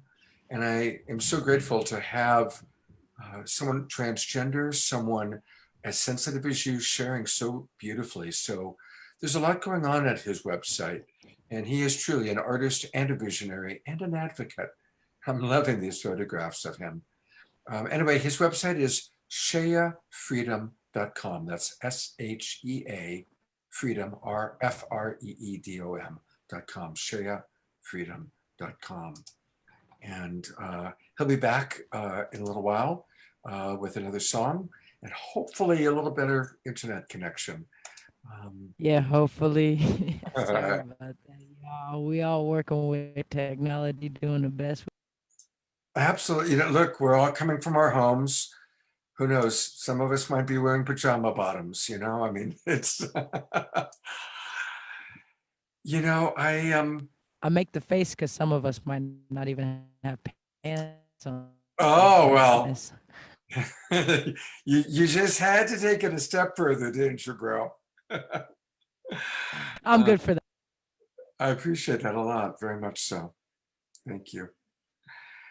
You know, I noticed some of what was happening in the chat room because of Lynne mentioning her response, her personal response to what took place on Wednesday. And I do want to affirm that absolutely Saturday Night Alive is nonpartisan. We are here to welcome all beings, all beliefs, all faiths, all races, our cultures. How perfect that while that right after Lynn, we had this beautiful transgender being with us. So we honor everybody. And I think Lynn was just referencing her own personal experience. So I want to acknowledge that for some people, Wednesday was a day of great hope. I want to acknowledge that for some people, there's a lot of disappointment and a lot of anger. And in Love Coach Academy, we teach that all emotions are welcome. And underneath all of our emotions are our needs and our values. And just a reminder that at the bottom line, we all have the same values. I think all of us want to see honesty in our politicians. All of us want to be able to trust our government. I think all of us want that. We just have different ideas and beliefs about what's true, what's not true. And you know what? None of us really know for sure a lot of that stuff. But you know what we do know? You know what we do have control over? How we treat each other. That's what we have control over. I don't have control over what happens in DC, really. But I sure have control over how I talk to Deborah or our speakers or our presenters, the person at the grocery store or my roommates. And so that's the spirit of Saturday Night Alive, that we are here to love and honor each other and to treat each other with kindness and to do our best to listen and to understand. And if we hear something we don't like, instead of reacting to it, let's try and drop in and understand it. So thank you to everybody in the chat box for their thoughts, their comments. And I hope you don't mind my sharing, but I just really wanted to reaffirm our commitment to honoring all faiths, all religions, all cultures. All right. And with that, it's time for our Global Peace Tribe announcements. And we always start that off now with this little video.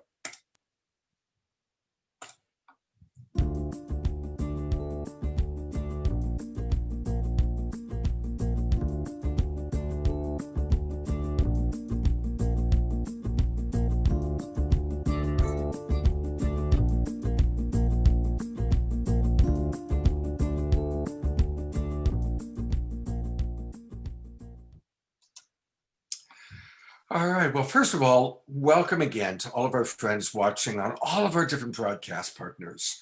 And a reminder that right now, if you're watching on Facebook or YouTube or somewhere else, come on into our Zoom room. There's still plenty of time. We've still got some really good show ahead of us, some great speakers, more music.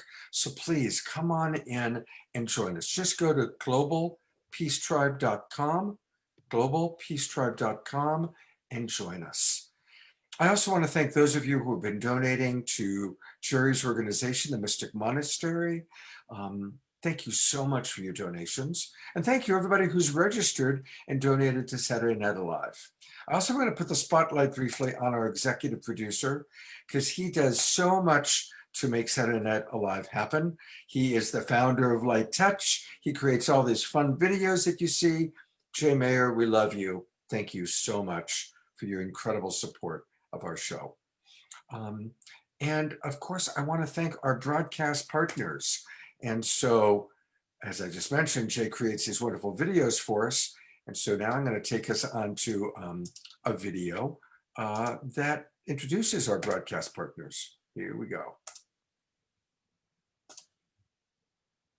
We want to thank all of our broadcast partners that are helping us to reach tens of thousands of people with every one of our shows. And that definitely starts with Unify. Right now, so many of you are watching us via Facebook on Unify. So thank you. We really want to thank John and Summer Raymer and the Sign Network, which helps get us out to hundreds of Facebook groups and pages. And of course, we want to thank Jay Mayer and Light Touch. Our primary sponsor, Jay, is our executive producer. A lot of you are watching us on New Reality's YouTube channel. That's Alan Steinfeld, long-term buddy of mine. And of course, we originate on Love Coach Academy. That's my organization. And check out Love Coach Academy and all the different shows we provide free of charge all week long.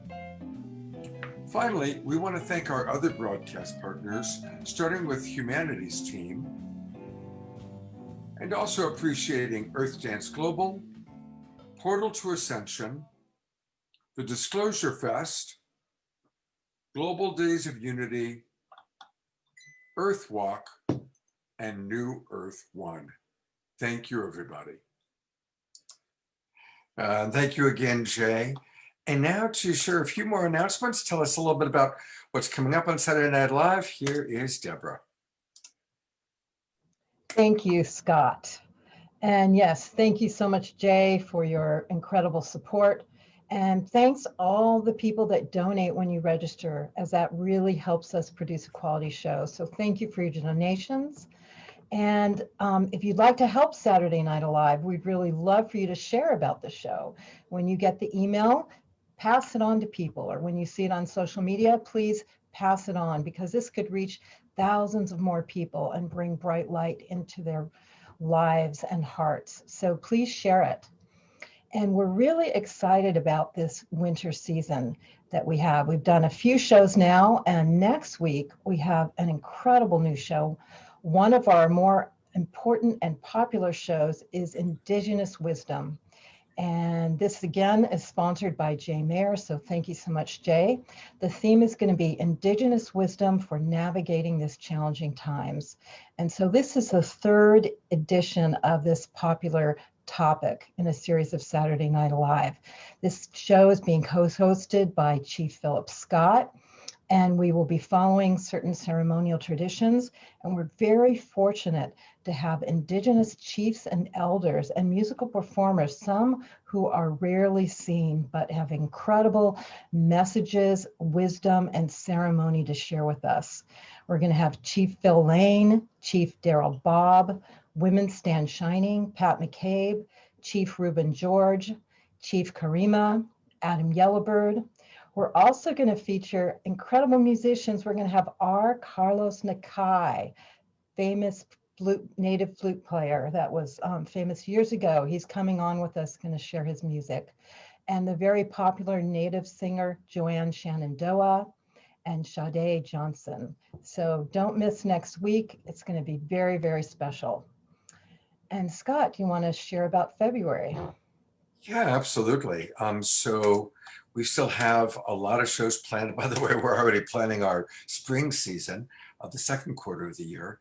But for February, we've got 4 great shows. Mark Sims is coming back, and we've got Whitley Strieber, Linda Moulton Howe, and several other leaders, Elizabeth April, all talking about how to initiate contact and communication with our star family.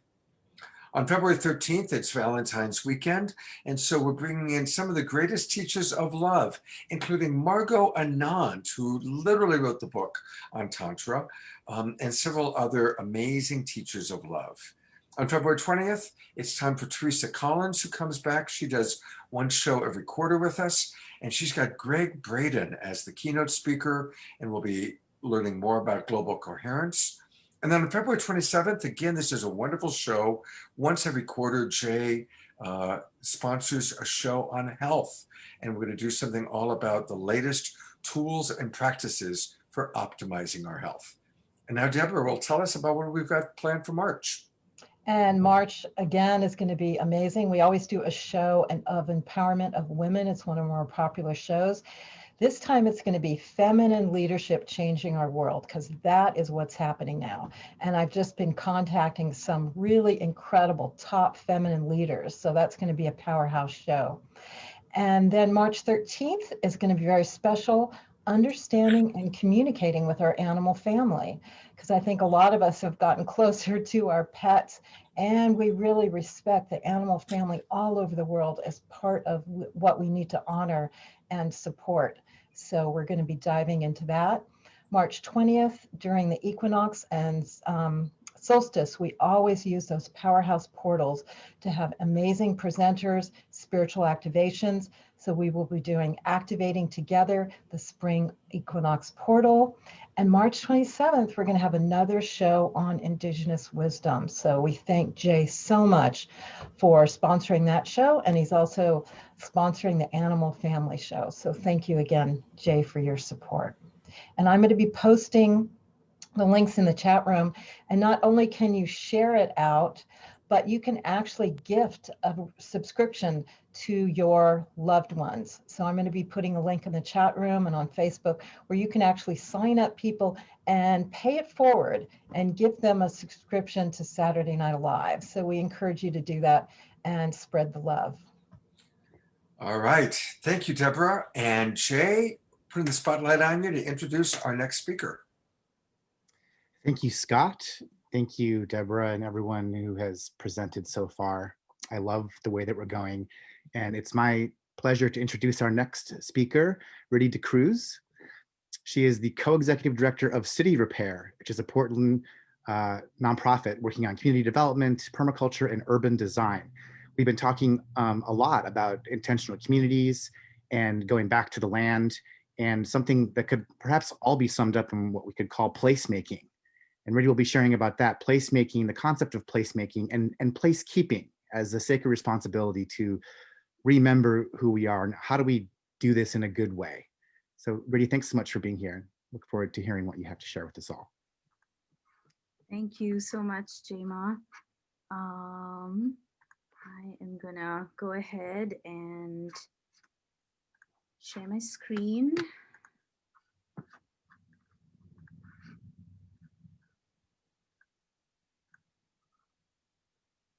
All right. I work with a nonprofit based in Wapato Valley, or what we call Portland, Oregon. And it's called City Repair, and we produce one of the largest urban permaculture festivals. And I'm really excited to talk to you about a concept called place justice or placemaking. And with that, I can't help but introduce and give gratitude to my parents for bringing me here, and all the other ancestors that have dreamed me into being.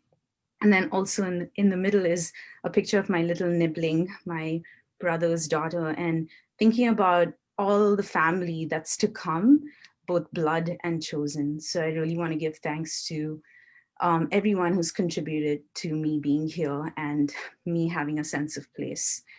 I also want to give a lot of thanks to one of my mentors, Judy Bluehorse Skelton, an Indigenous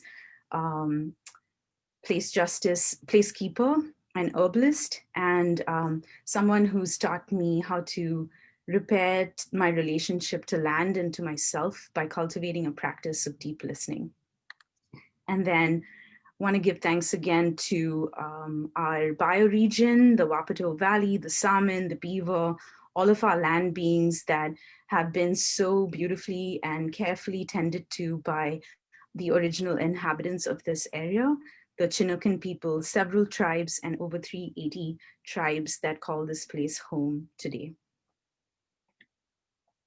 So practice of place for me is about repairing relationships. I try to situate myself as the offspring of my parents, but also in this web of relations, connecting me from ancestors to descendants, and also wider into the land community, the more than human community.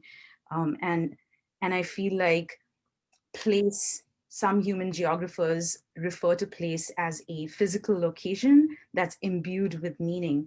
And I would add the dimensions of power and identity to them. And so when we think about a practice of place or placekeeping, placemaking, place justice, for me, what's foundational is that repair to relationships that starts with ourselves in some ways. I think working through some of the historical, intergenerational, and contemporary traumas to find the blessings and the healing, to orient towards healing. And the same goes for our relationships with the human family, and then, of course, to the land beings as well. Another way to put it is just weaving ourselves back into the web of life, whether that's to orient our sense of time to the lunar calendar, or to notice when the cottonwood buds here in Wapato Valley are starting to bud and give their medicine, or an intuition to reach out to a friend that you haven't really thought about for several months, but something drives you to think about them, care about them, and reach out.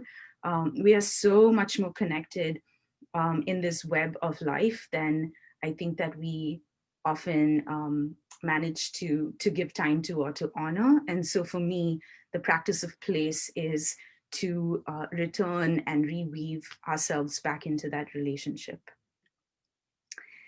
And it's from this place, I would say, that I stand so much taller, rooting into my resilience, because I mentioned earlier in the pre-show that there's a silent pandemic of mental health happening, people feeling a sense of isolation, people feeling the just vast detriments that several things, the converging crises that are happening in our lives.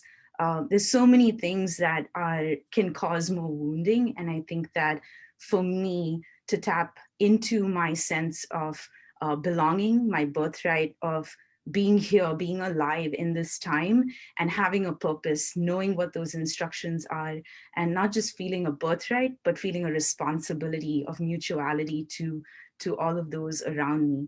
That's what's kept me feeling buoyant and feeling rooted and resilient. And I'll go back to this logo just because I think it's really apt. It's an image of street intersections with a heart in the middle, and You'll see in the next slide why a little bit more, but what I want to present to you is that so much healing is there's so much healing potential at the intersections of our lives, at these edges, we call them in permaculture, the edge between you and me, the edge between the river and the beach. Those are really fertile grounds for healing, for growth to happen. And so with whatever I'm saying, whatever's being said, I would say is honor, take what resonates and then leave the rest. And I found intersectionality to be really important in my practice of place. And with that in mind, I want to quote Martin Luther King, Dr. King, with Black History Month coming up next month, and say that the presence of peace is not the absence of tension, but it's the presence of justice.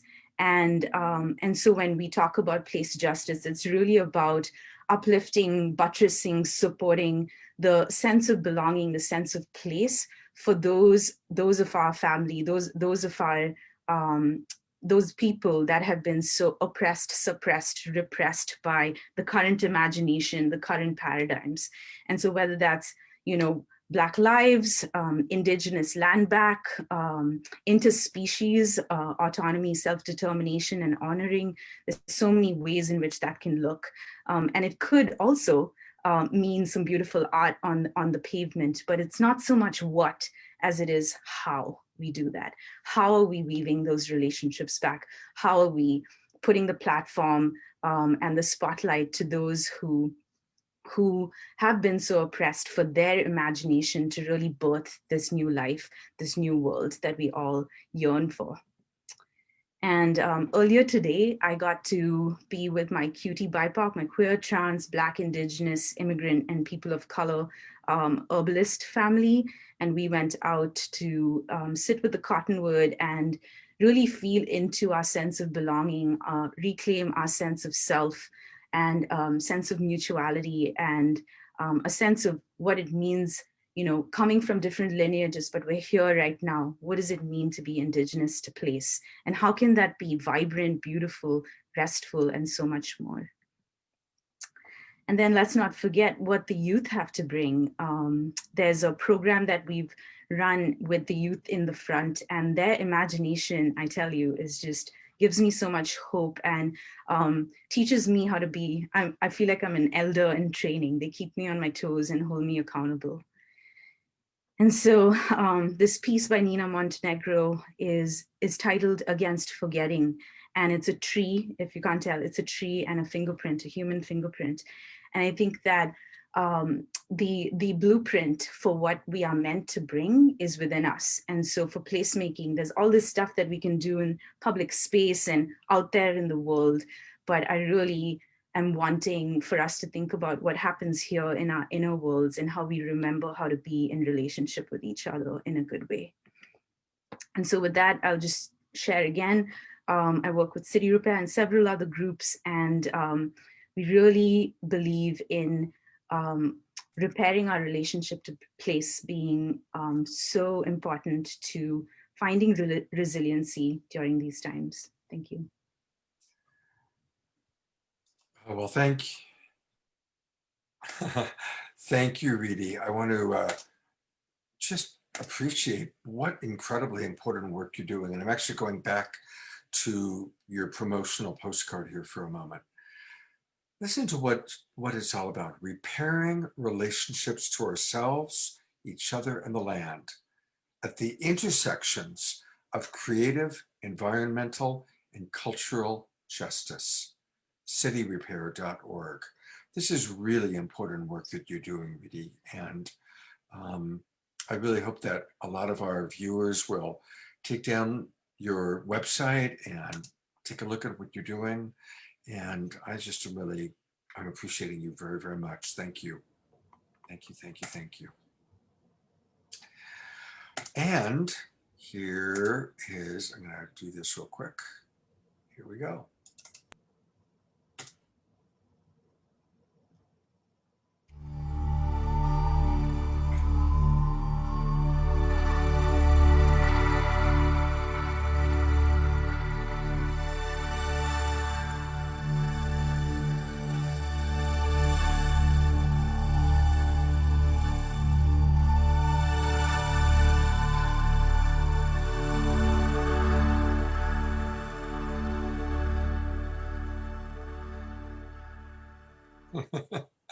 That's right. Thank you. Stay tuned because there's a lot more to come.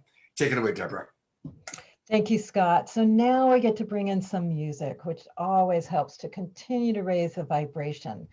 And Shyla Ray Sunshine did a beautiful opening with us and teased us with what she has to share next. So we're so happy to have her back. Hello, Shyla Ray. And yeah, share with us your next level of your vocal beauty and love. I'm gonna sing an older song. I'm gonna sing the song "Existence," which a lot of people know and love. And I saw your comment on Claire. I actually just did a performance with Claire today and her group of women, and wow, love her, love what she's created. So and they just love this song. So I wanted to bring it back and sing this one because it's also, it's the song that represents people really coming together to empower one another and really taking responsibility for our own lives, being the change that we want to see and be in our own lives. And it's incredibly difficult, but we are doing the work. So I'm just honored again to be here. And I hope you all remember this song. You've probably heard it somewhere. And I hope you sing along. There's a great chorus. And yeah, and I hope you enjoy. So, and let me know how the sound is.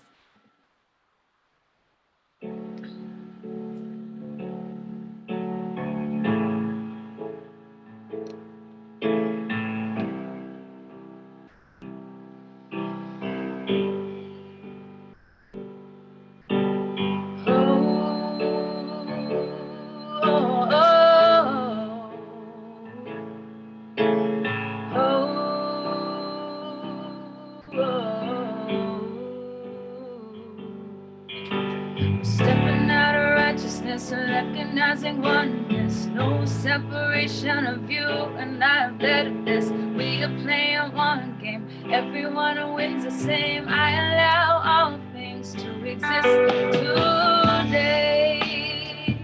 I allow all things to exist in their own way.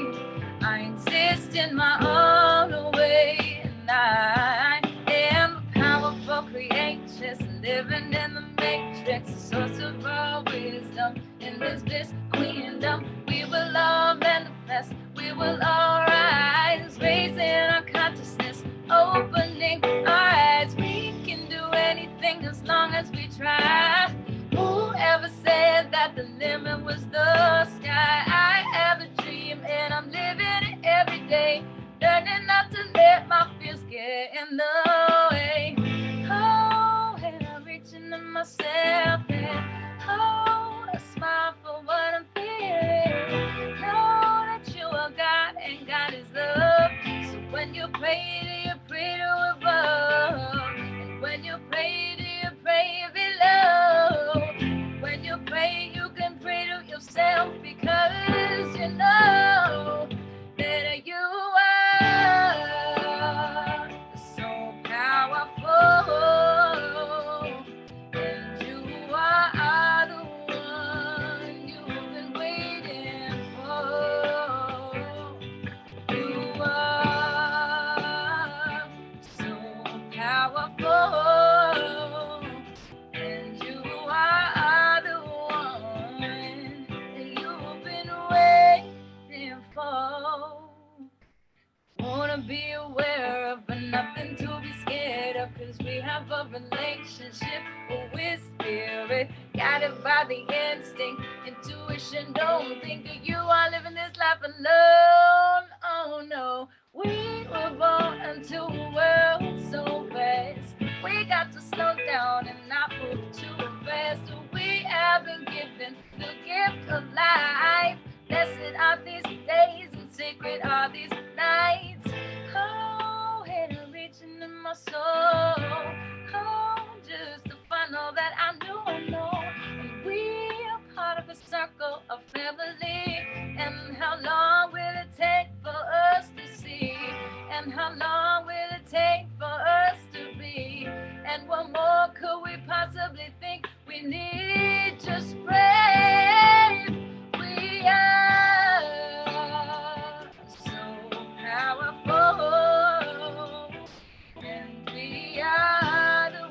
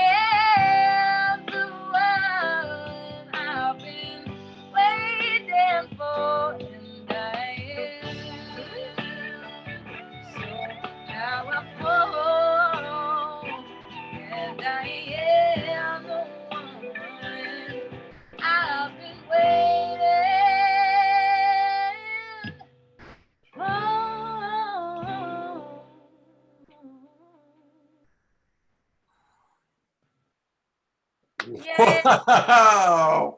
You are amazing. What I just love your soul and the depth of your connection to your song. It's just gorgeous. I love it. I love singing. I love Well, and so here's the deal. It's like, imagine, hey, look, check it out, people. You can learn how to sing or at least access your voice Yeah. the way that Shyla accesses her voice, just with so much connection to spirit flowing through. So tell us about your soul voice singing. Tell us about this. Well, the first thing I should tell you is that I've never had a voice lesson in my life. I'm self-taught. I love to sing. I love music. I fell in love with it when I was young. And I'm just teaching people everything I know about singing and how I taught myself. And I basically, give basic tools for warm-ups and vocal exercises. And then we work on songs together. I help people develop their voice and their own original songwriting style. So that's something I love very much. And, I do one-on-ones, and I also do Zoom online workshops about once, twice a month. I'll do those. So, and it's, everybody is welcome. No experience necessary. Don't be scared. Very inspiring, Shyla Ray. Very inspiring. So listen, people, you can find out all about it by going to her website, Shyla Ray Sunshine. That's SHYLAH raysunshine.com. And then once you're there, just click on the coaching part and you can learn all about it. And what a wonderful discovery to know that you're out there in the world. And hopefully, I hope you'll come back and be on our show again. I would love that. I would absolutely love it. I'm really looking forward to next week's. That looks very, very inspiring. And I think it's something that we all want to learn a little bit more about. Yeah, thank you. And it's true. We've got some Indigenous elders that have not been doing Zoom. It's like we're very fortunate to have some people coming forward and sharing their wisdom. So, all right. Thank you. Well, good to meet you, Ayla.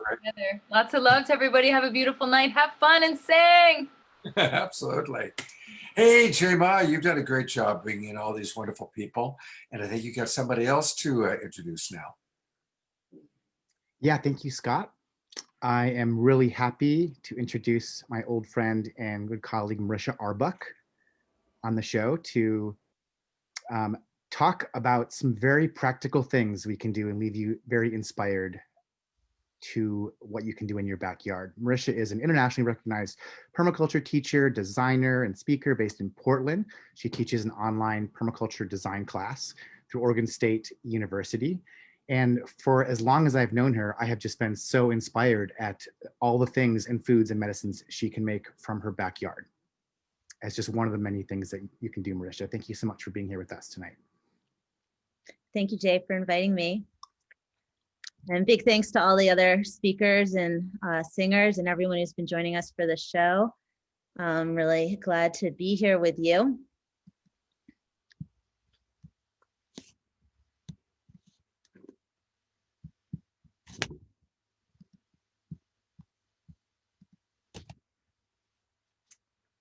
All right, so I'm going to start by sharing a bit about myself. I live in Cascadia, as Jay said, often in Portland on the lands of the Clackamas, Cowlitz, Band of Chinook, and Molalla peoples.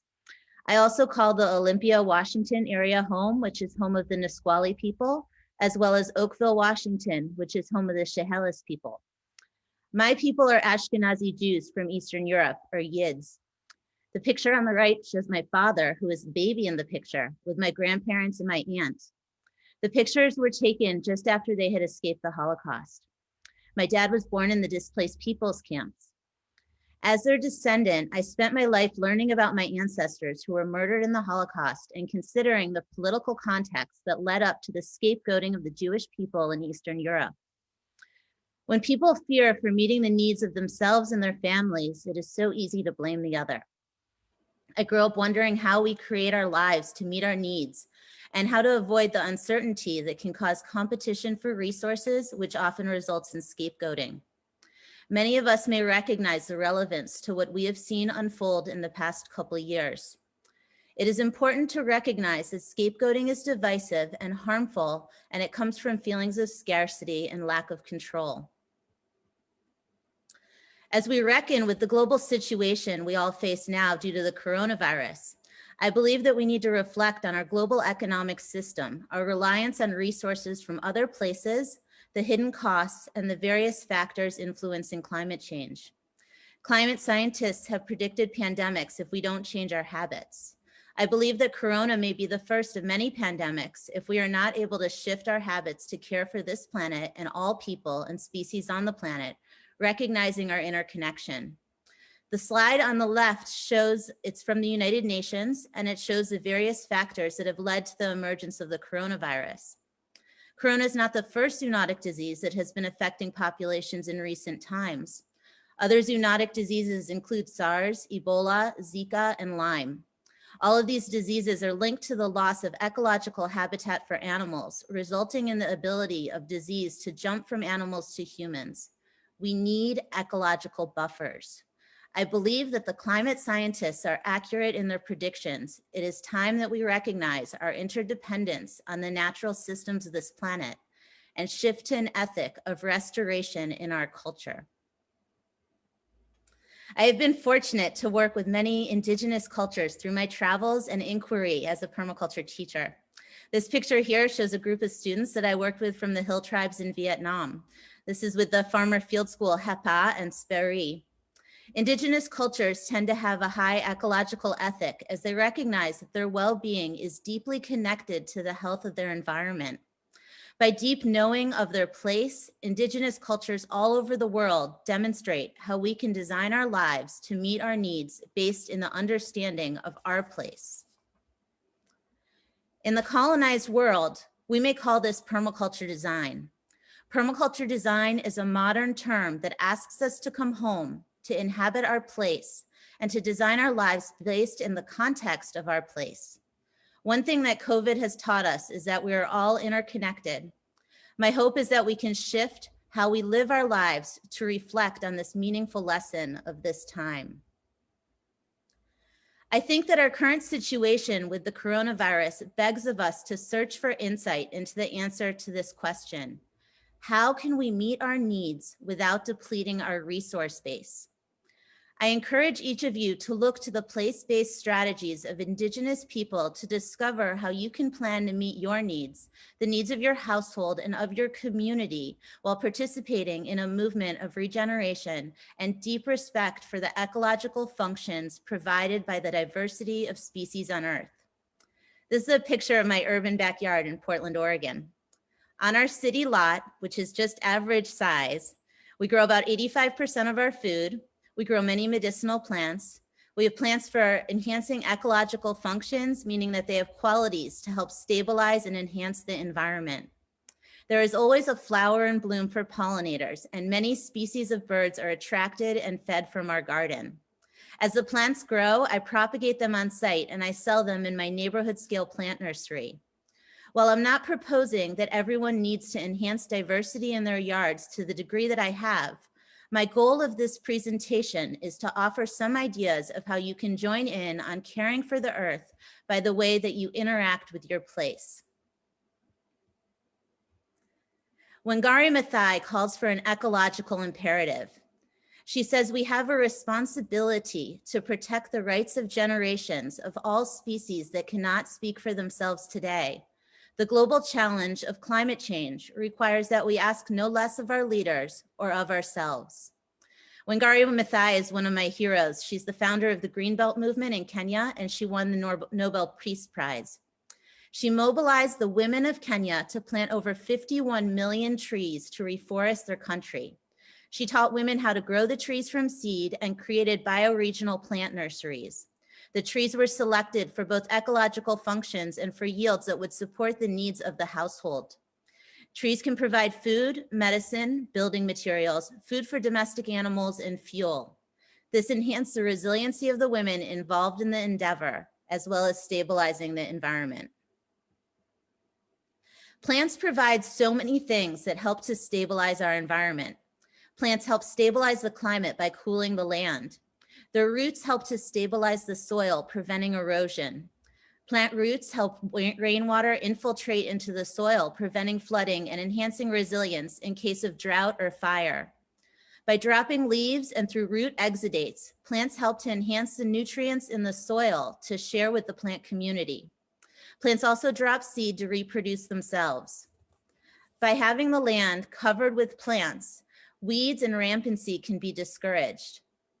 Plants provide food and shelter for wildlife. As you can see, there are many things that plants provide to enhance the resiliency of our environments. So there are many ways that we can participate in bringing in a new era of honoring our interdependence and love of the earth. Whether you want to make the area outside your office more beautiful and tasty by adding in some fruit trees that will also cool the sidewalk, providing comfort for pedestrians, or working with children to learn their lessons from hands-on experience in science, like the composting project in the top right in a school in Tucson, Arizona. You could start to supplement your food supply by growing a small garden, or if you don't have any land, join in community with others to steward a public space, like the Beacon Hill Food Forest in South Seattle, Washington. There are lots of opportunities to learn more about the diverse species of our planet and your place. I delight in the children of my neighborhood as they come and visit my chickens, which live out on near the sidewalk. And the children of the neighborhood emphasize that we as humans need nature, and nature needs us to conspire for a resilient future. So I invite you to come home to inhabit your space. Oh, thank you so much. You know, I'm really touched as I'm meeting you and Reedy and all the people that are in this permaculture movement, because you really represent the future that we need to embrace. And it's giving me hope and inspiration. So thank you, Marisha. Thank you. And there she is. You can learn a lot more about what Marisha's doing by going to permaculturerising.com. Just think about the sun rising, permaculturerising.com. There's a lot going on at that website.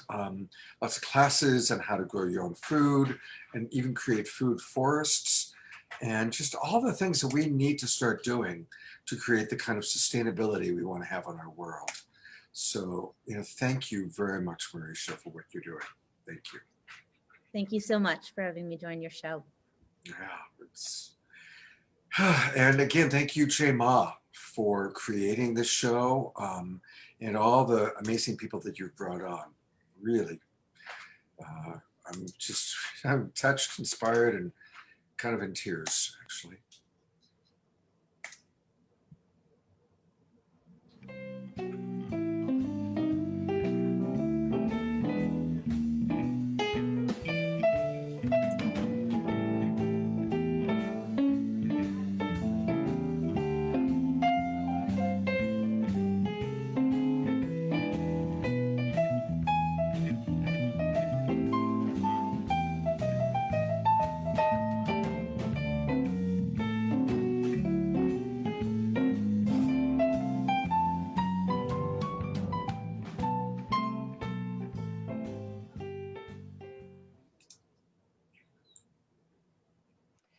And now we're going to share Global Peace Tribe Recommends. And we use this part of the show to share resources and other shows that you can join.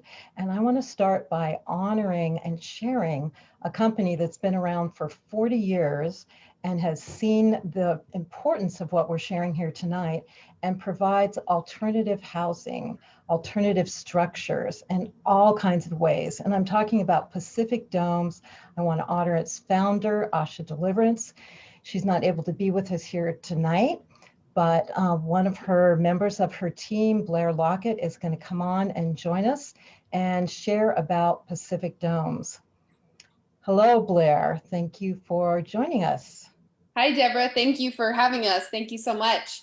Asha couldn't be with us today, as you had said, but just want to honor you and let your viewers know how important you have been in the evolution of our culture in creating health and harmony and spreading the ideology of yoga, permaculture, and much more through progressive workshops, which is spread worldwide throughout the festival culture. So thank you so much for that.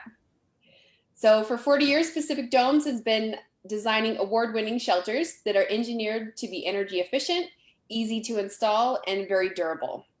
We're a family-owned and operated company based out of Ashland, Oregon. Our portable domes are used worldwide for personal, corporate, and community purposes.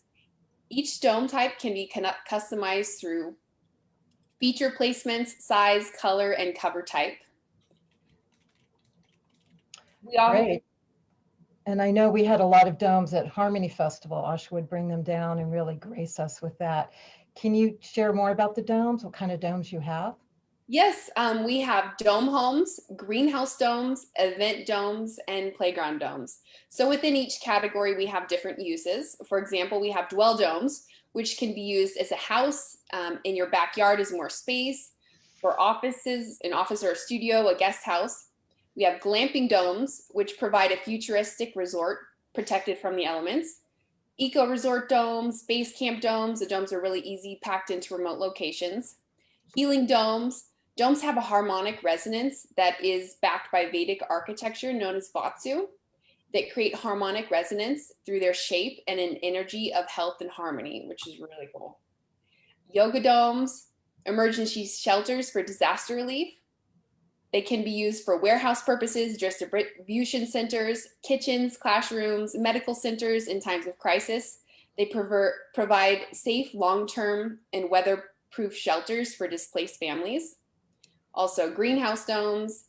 And in our event domes, we have 360 projections that can go on the ceiling, planetariums, art and music for festivals or permanent installations, weddings, VR gaming, movie set, film studios, and also sporting domes. We have used lots of domes for lots of our clients from the X Games. Also playground domes. Domes are an excellent hand-eye coordination and developmental skills. Fabulous. And can we see some of these domes? We just happen to have a video right here. All right.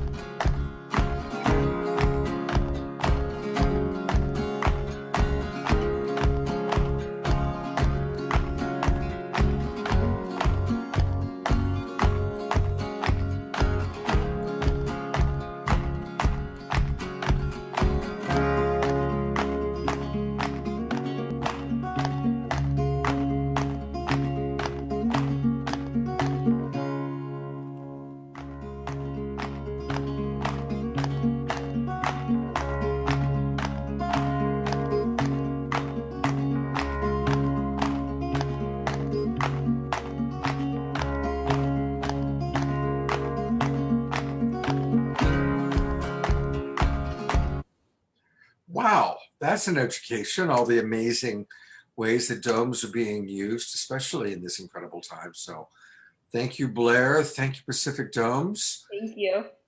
And for our next Global Peace Tribe Recommends is Jay Ma, who's got something he wants to share. Thank you, Scott, Deborah, and all of our presenters. This is my little opportunity to share about my recent project in this theme of going back to community and back to the land.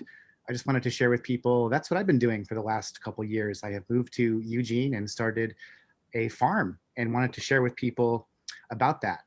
It is a small 5-acre artisan farm. We have ducks and chickens and veggies and starts and gardens. And we are also growing hemp and making amazing medicine from it. It's been such a joy and a lot of work as I find myself walking this path of really becoming a farmer. And I wanted to share it all with you on the show. You've probably heard about CBD. It's kind of been the thing right now happening across the country since the legalization of the hemp bill passed back in the end of 2018, making hemp a national agricultural commodity and decriminalizing it. And I just wanted to share with you something from my farm that we've grown. Our website is livingearthhemp.com. It's Living Earth Hemp at Living Waters Farm is the place we're operating out of.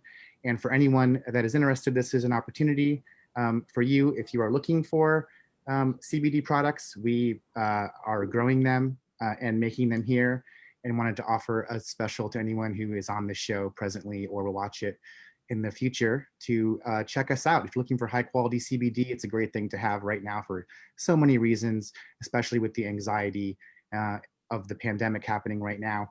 And if you are looking for CBD, it's nice to get it from somebody that you know and that you know is a high quality stuff, as right now you're finding it everywhere in Walgreens and mainstream stores. So I wanted to share with you my project. It's called Living Earth Hemp, livingearthhemp.com. And for anyone on the show, you can enter the coupon code Saturday Night Alive in all caps to get 20% off of your order. So thank you for the opportunity to let me share about that with you all. Absolutely. Thank you, Jay. Livinghemp.com. It's livingearthhemp.com. Thank you. Livingearthhemp.com. Livingearthhemp.com. And Deborah's putting that into the chat box and also into some of our primary Facebook pages.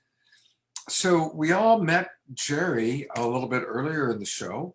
And there he is with 10,000 acres of pristine forest behind him. Hey, Jerry, I've got the spotlight on you briefly. So we thought that because there's so much more to learn about Mystic Monastery, tomorrow morning, Jay is going to be my guest on my Sacred Sunday show. And as probably those of you that follow Saturday Night Alive know, on Sunday mornings, I do a show every Sunday morning, and on Friday nights, I do a show. And more, the speakers that I have on Friday night and that I have on Sunday morning are people that we've met on Saturday Night Alive that we want to give more time and attention to. And to be really honest, just about every speaker I've seen tonight, it's like, oh, wow, I want to do a full 2-hour show with each of them about the work they're doing. So anyway, please join Jerry and I tomorrow morning, 10 o'clock. You can watch live on Facebook or come into the Zoom room. And I'll give a little teaser. We're going to unravel some very interesting things from the emotional dimension that Yogananda left after he left Earth. Wow. I didn't even know that. So this is going to be cool. So please join us. And you can watch live on Facebook. You know what? We would love for you to come into our Zoom room. Deborah is going to put the link into the chat box of the Zoom room. Come and join us live at 10 o'clock in the morning. And if you can't catch it live, and you can't catch it at 10 o'clock, if you go to my Facebook profile page, I'm the only Scott Katamas on the planet, everything I post is public, you'll be able to find the video replay, both of tonight's show there and of the show that I do tomorrow morning with Jerry. So I'm really looking forward to that. All right, thank you, Jerry. And thank you everybody for the donations that you're providing to Mystic Monastery. We really appreciate it. Well, it's time for some more music. And I want to introduce you all the way from Australia. We are blessed to have Chad Wilkins. He is the Mystic Minstrel, an American Australian singer-songwriter. He brings heart songs that reveal a better way for a generation in transitional times on our planet. From his lively progressive grooves to his deeply prayerful chants, spanning many genres, Chad's rootsy folk anthems carry themes of love, gratitude, risk, honor, and pure, vibrant life, giving voice to our cry for spiritual transformation, harmony with the earth, and hope for a bright future. Chad, thank you so much for joining us all the way from Australia. Hey, Scott. Thanks so much for having me. Spotlight's on you. Take it away, partner. All right, here we go. So, you remind me, how did you word the theme of the whole show for tonight? Sure, I'll read it to you, actually. The theme for tonight is a world in transition, building resilient communities and hearts. That's it, resilient communities and hearts. So, yeah, beautiful. When I read that, I was thinking about the resilient hearts part, in a big part, I think, of having a resilient heart is learning how to respond to the various levels of blessing and difficulty that come to us in our lives. So, you know, over the last year, a lot of us have been hit with a lot of difficulty, you know, and maybe some of us are starting to see the light at the end of the tunnel, or maybe of us have come out of that tunnel.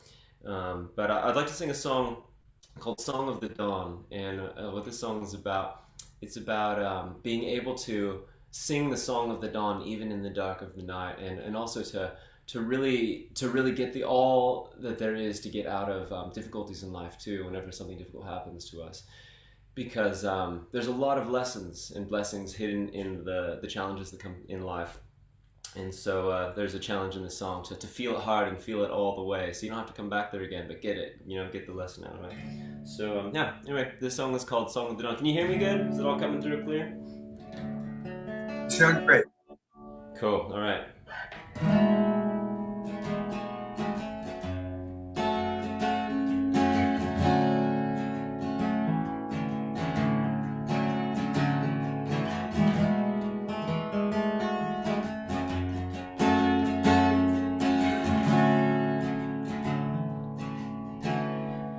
I will sing the song of the dawn in the dark of the night.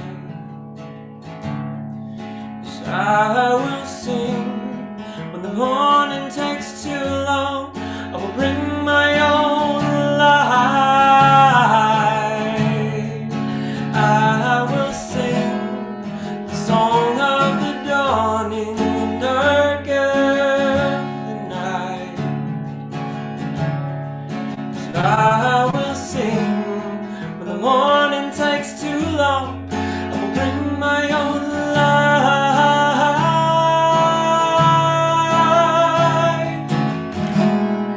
Let the storm at my feet be the wind beneath my wings, and the goodness perceived through the eyes of the meek is the beauty in everything. There's beauty in everything. There's beauty in everything. Yeah.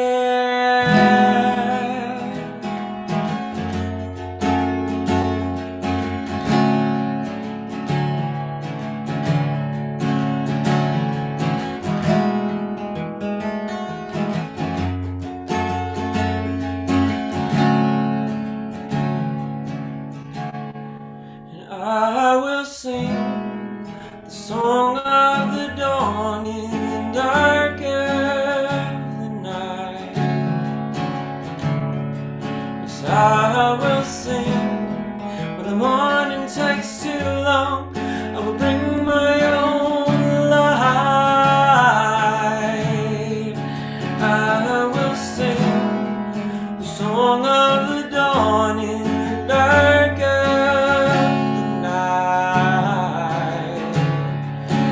I will sing when the morning takes too long. I will bring my own light.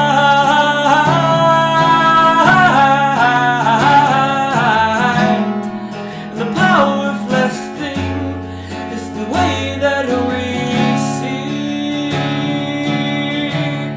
and the goodness perceived through the eyes of the meek is the beauty in everything. There's beauty in everything. There's beauty in everything.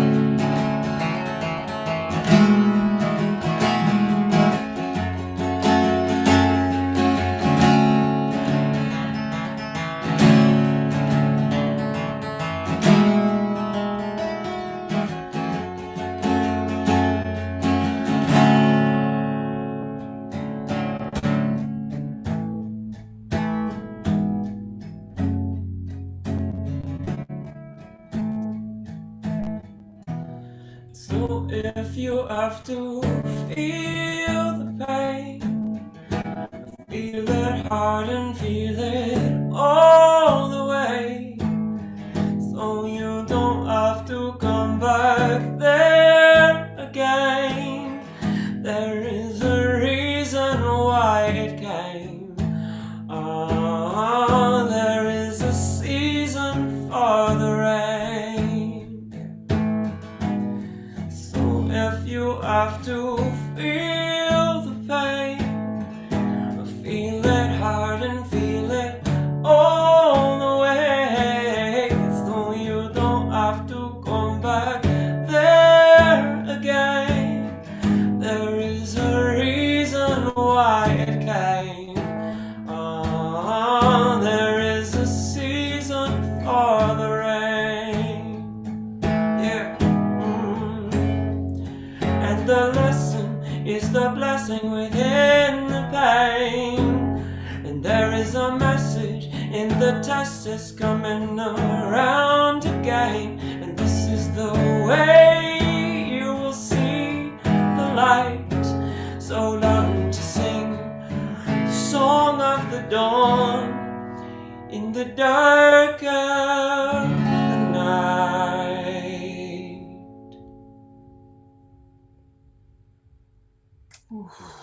Wow.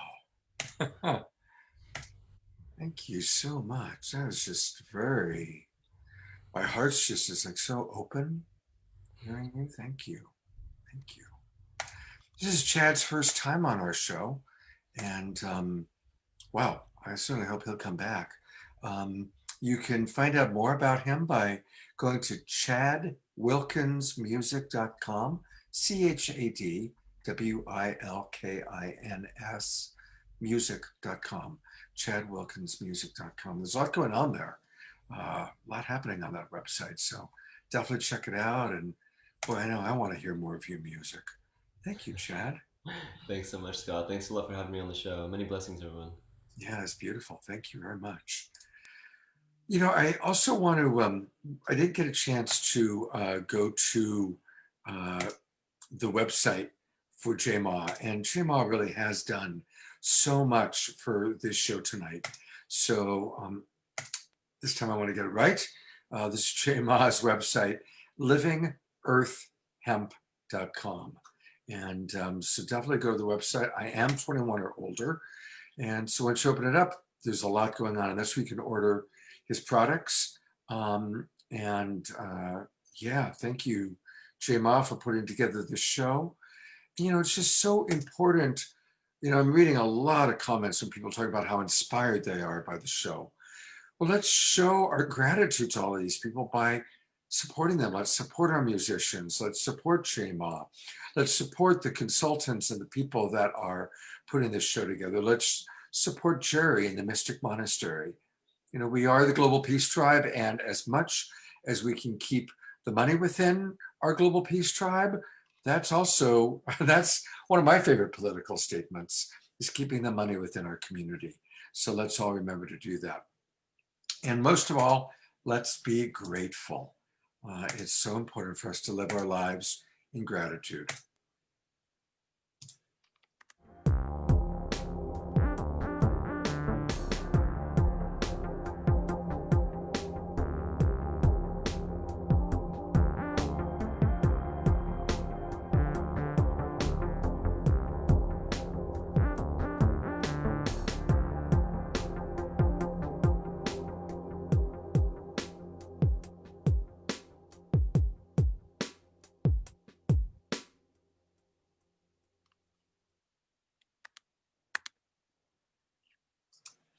Thank you, Jay Mayer, for that video. And now to introduce our next guest, here's Jay Ma. Thank you, Scott. It's my pleasure to introduce our next guest, Miguel Elliott, who I believe is also with some friends. Also known as Sir Kabbalat. Miguel is a leader in the natural building movement, which is basically technologies of you can be building structures, your house, from the very earth beneath your feet. Miguel has been doing amazing work all over the country and the world, also known as Sir Cob-a-Lot, as his specialty is building with cob, which I'm sure he will share with you about. His website is Living Earth Structures, and his new project, which he's going to share about, is very exciting. EFAM, Essential Food and Medicine and Artisan Building Communities. So Miguel, we're really happy to have you and look forward to hearing what you have to share with us this evening. I'm really looking forward to too, and in classic style of how things sometimes change, Miguel is not here. He is not with us. He texted me a while ago saying he was all set, but I'm not seeing him here. So Jonathan, if you can hear me, we are going to go to you in just a moment. I'll give you a second to get ready, and we're going to show a commercial for Light Touch, and then we'll go to Jonathan.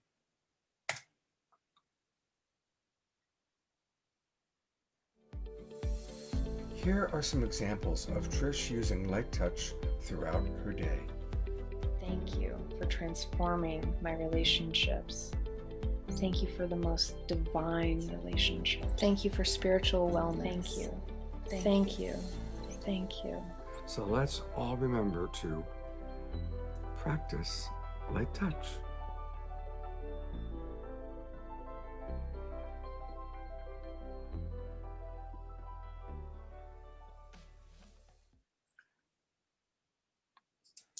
So we'll go to Jonathan in just a moment. But, I want to take a moment just to talk about Light Touch. For any of you that are kind of new to us, Light Touch is one of our ongoing sponsors. And it's a wonderful practice that almost all of us that are very involved in Saturday Night Alive have been doing, inspired by Jay Mayer. Twice a day, we get together and we do prayer together, we do Light Touch together.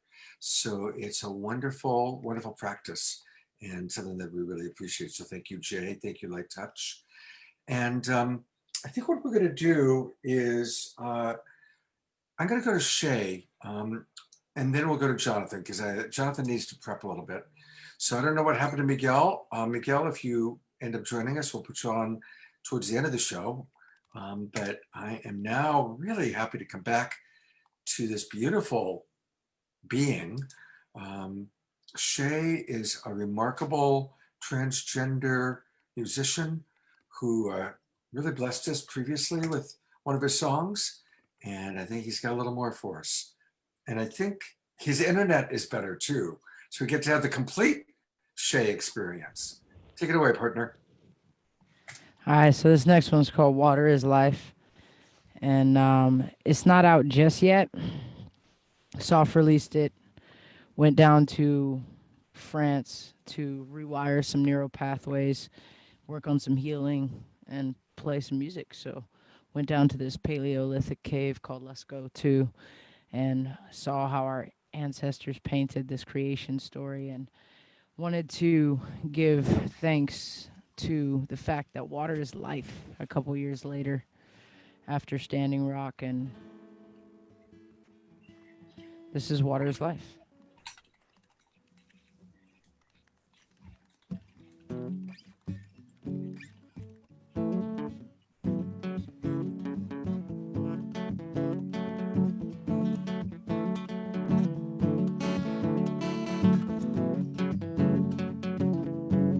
If y'all want to dance along, I welcome you to move your bodies.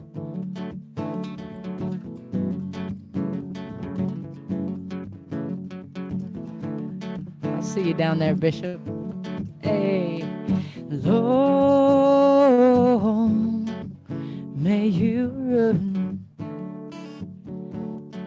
And a little secret, though, before I really get into the song. Many of y'all may know Xavier Rudd's song, Follow the Sun. So I did this as a kind of a answer to that song. Can you hear me all right? We can. You sound good. Perfect. Follow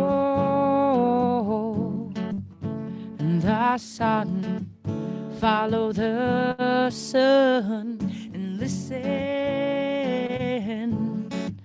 to the moon as she pulls at the tides in you. And it's true, yeah, it's true. Many wachoni, mini wachoni. Water is life. Hey. Min wachoni, water is life. You long may you run, hey, long may you run, and long may you play, long may you play, and long may you see rivers running free, run free, run free. And long may you run, long may you run. And long may you play, long may you play. And long may you breathe in the air from the trees, breathing deep. Come on, breathing deep with me, y'all. Breathing deep, breathing deep, breathing deep.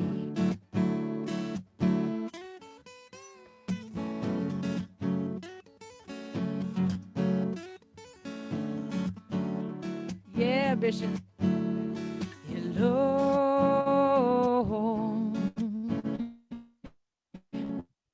May you stand on sacred ground where wisdom's found, where wisdom's found, where wisdom's found. And follow the sun, follow the sun, and listen to the moon as she pulls at the tides in you. And it's true. L'eau c'est la vie, l'eau c'est la vie. Water is life. Agua es vida, agua es vida. Water is life. Really feeling you right now, Jerry.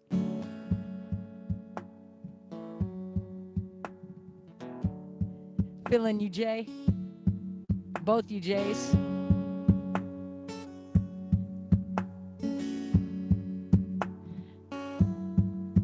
Wanka tonka, tonka shela. Wanka tonka, tonka shela. Chanupa, wanka cha.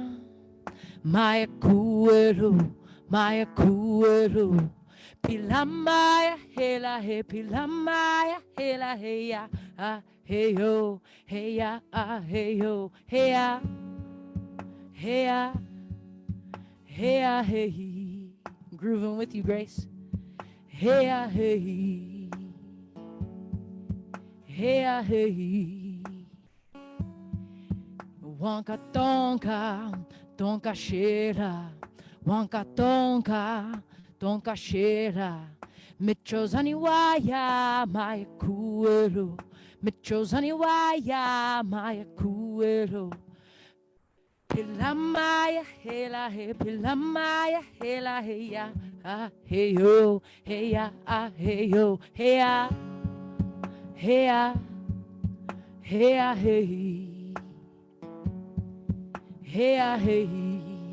Feeling you, Mary. Hey ya, hey.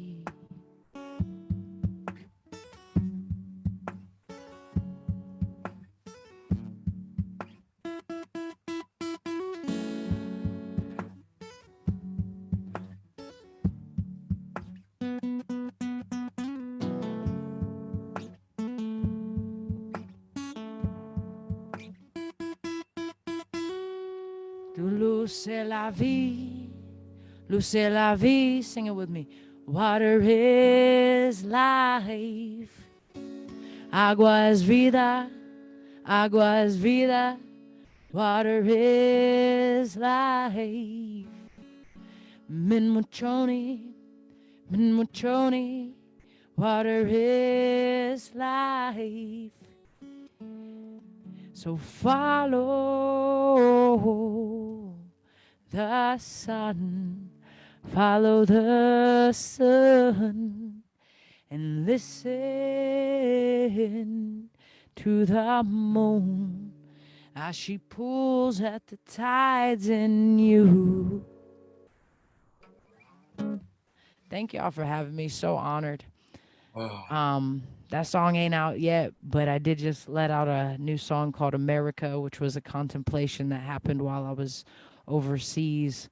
I didn't really understand the brevity of my trauma as a young Black trans man with a father that was born pre-segregation. I didn't really understand my trauma, as a biracial ancestor in training, with Caucasian ancestors who have had slaves in Kentucky, until I went to places where I wasn't identified as like a Black man or whatever. I was just Shay. I was just this. I was identified as American, that American kid, with the guitar.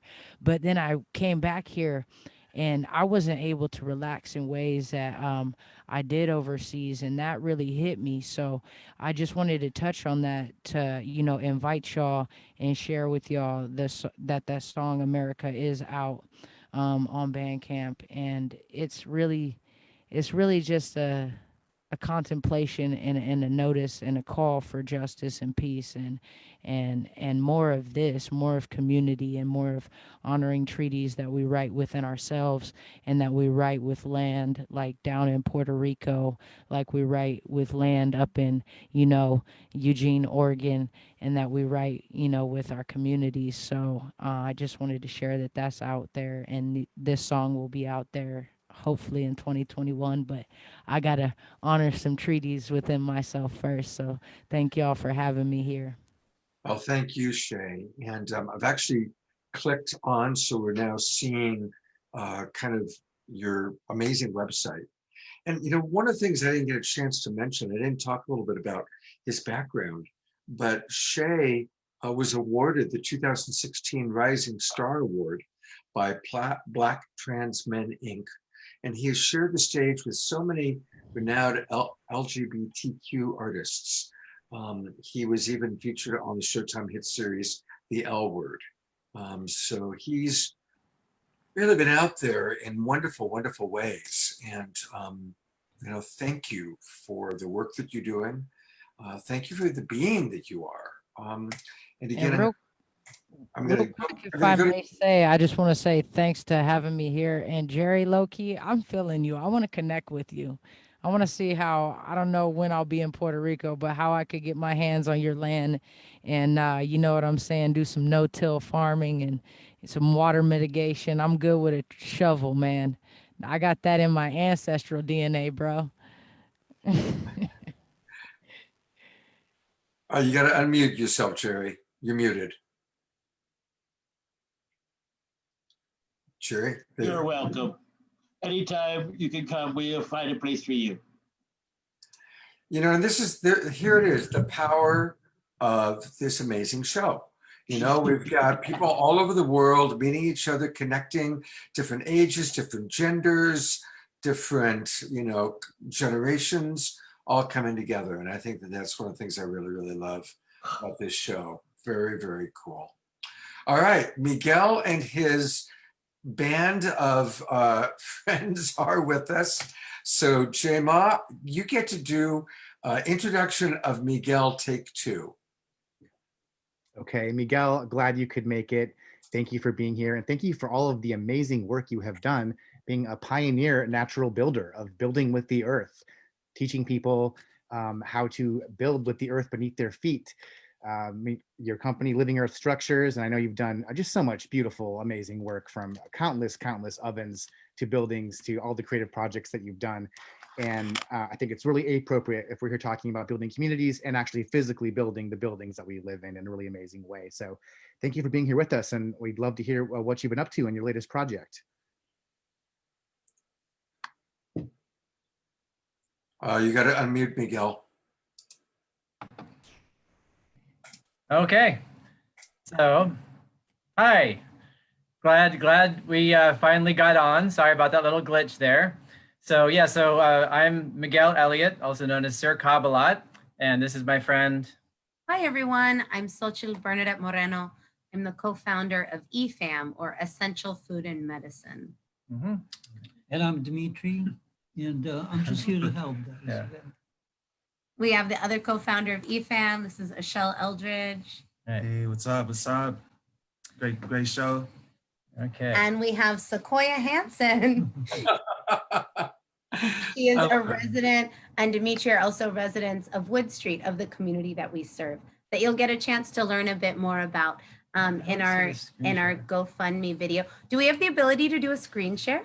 Yes, you do. Go for it. Okay. Let's see here.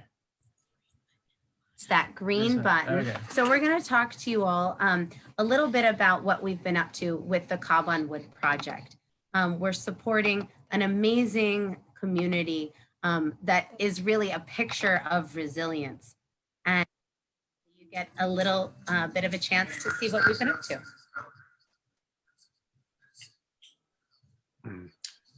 We're still seeing all of you. We're not seeing your share screen. Oh. You guys can do. Okay. You're still seeing how of us. Let's go back to the. So take two. Take two. You got to click share screen and then click whatever it is on your desktop that you want us to see. All right. Okay. And our video is? It is. So just to tell you a little bit about it, what we're doing is creating community support structures. This is the. Why not? And these community support structures are there to support the basic needs of the unhoused community that are at Wood Street. So we're creating a kitchen, a clinic, and a free store. So the kitchen is able to give residents a place to cook for themselves, a place to, instead of just receiving a meal that they get from a mutual aid network, but to be able to, here, we're gonna do a little switcheroo. Hopefully we'll get our video on soon. But this is Dimitri. We wanna introduce you to Dimitri. He's actually one of the people that inspired the Cob on Wood project. He's a resident at Wood Street, and he came to us and to Artist Building Communities and said, hey, what would it look like to actually provide a little bit more deeply for the basic needs of people? Do you want to talk about your vision of community, Dimitri? Yeah, sure. So basically, these people end up in this place, and a lot of times the reason they're there because they're lacking community building skills, and that's why life is hard for them. A lot of times, okay? There are a lot of reasons, but these people need help to maintain communities to make their life easier to provide for themselves. And what we envision is we're building a culture. We're changing culture, culture of these people, our own culture. And we see the new culture, that's going to spread because this is a common dream of community, of living together in peace. And we're going to we want our businesses to join us. We're going to provide shelter, of course. We're going to provide our own economy. Based on our needs, we're going to be helping each other. We're going to be bringing our people, helping us, helping themselves, apprenticeships programs. And the vision is just to rise up like this. Just to rise up. And I think we have our video ready. We're gonna give it a try. You know what I would suggest? While he was talking, I went ahead and I found your video. And if I play it, it's more likely to play well. Thank you, Scott. All right, so Okay, let's great, do that. Okay. All right, Scott, that sounds great. All right, hang on, let me just share screen. All right, so I'm going to share my screen. And we'll stop our share. We'll start yours. You can see our whole merry band. And if you feel inspired and you decide that you want to come out to Oakland, California and get in on the action with us, we've got all kinds of ways to plug you in. Fantastic. All right, well, here we go. All right. Hey, my name is Ashel Seasons Eldridge with EFAM, Essential Food and Medicine, and we're out here at Wood Street in West Oakland building a community kitchen from the ground up with Sir Kabbalah, Miguel, ABC Artist Building Community, a lot of different volunteers and community members who live right here at Wood Street. We've decided to come together to build a kitchen and a clinic. This is one of the reasons why we need a kitchen, because this is our kitchen right here. This is very toxic, this is very dangerous. We don't have much, but this is what we got. And not having much, this is what we're going to use. It's important that we have a kitchen. That would stop a lot of the fires that are happening. Some people can't cook, or they're elderly, and they leave things on the stove and it's open. These structures that we're building are 100% fireproof. Hob is a mixture of sand, clay, and straw. It's all locally sourced, it's fire resilient, and it's beautiful. You can see how, kind of nice it is and how durable it is. We're taking fabric and plastic that has been dumped here, putting it into the walls and the flooring of the building to insulate it. We're pairing sustainable practices with empowering unhoused folks who live here. We're offering them stipends to help out. We're building a community kitchen, but we're also building a clinic that can be a hub for people who have ailments to come in and receive holistic healing. Through our What's Your Medicine event, we were able to bring out over 30 different types of healing practitioners to Wood Street to offer their services. Through the development of the community clinic, we hope to have a place where our network of herbalists, of nurses, community wellness practitioners can develop their relationships with the residents. The only salvation, the only way out of this mess, we start building our own communities. We've done it once, we can go see it somewhere else. The idea that we can actually build something that the city and other organizations have said they wanted to provide, but yet found affordable, cheap ways to do that. We want to provide the example.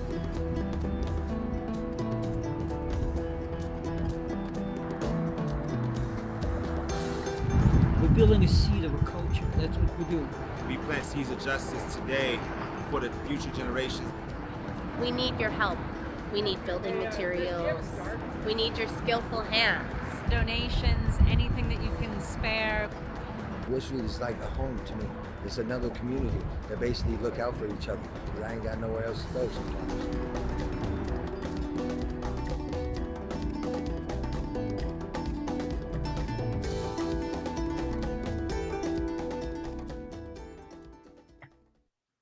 Wow, thank you, you guys. Minus in session 5, we will hoist the shaft and bring these people to service. Okay. Also, you guys today, mute. You got to stop off whatever it is you got dig up going all on. the drilling holes. That is to say, all the life-saving channels will be able to open. No? And right now, the rescue work is still underway. Oh, I see. So let's continue to follow up I on have the no latest idea how that happened, but there we go. So thank you, you guys. That's really inspiring, what you're doing. And I love how you're combining. First of all, I love how multicultural you are. I love that I'm seeing a lot of different ages, a lot of different colors, a lot of different genders. So thank you. And I'm really appreciating what you're creating. So thank you. And, we've supported EFAM before. EFAM was one of our fundraising nonprofit organizations.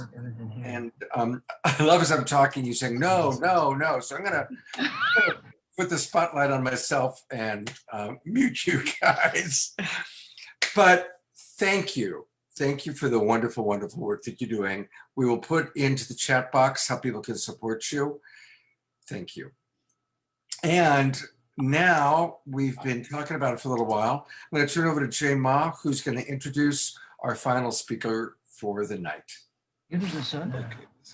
Thank you, Miguel. Thank you, Scott.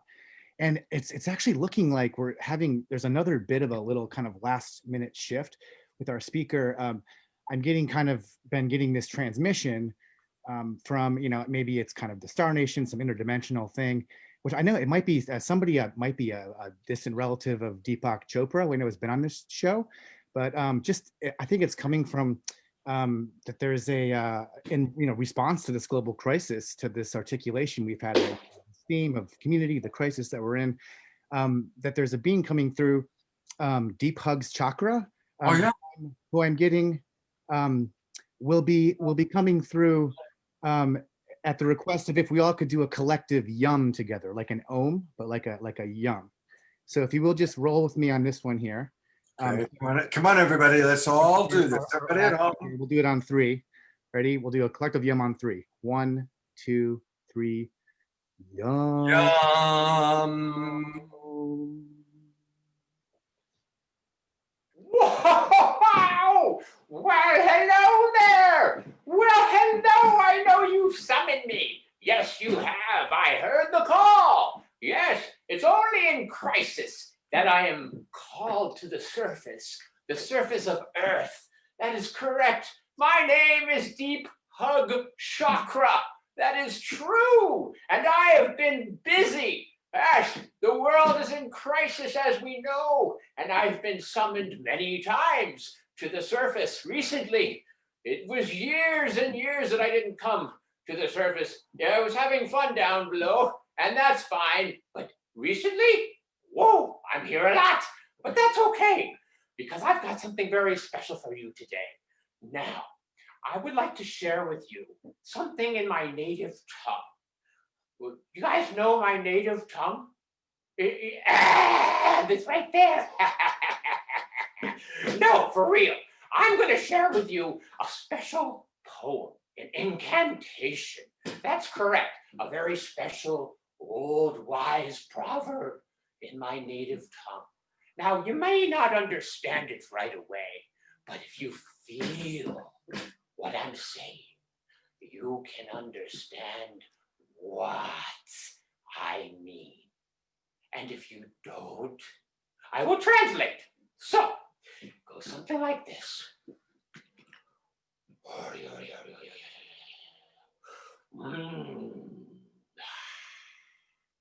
Oye, amano, adonde ya va? Oye, napando ye kadonde ya ya?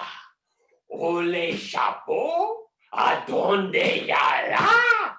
Oye, namo ya pa donde ye yo?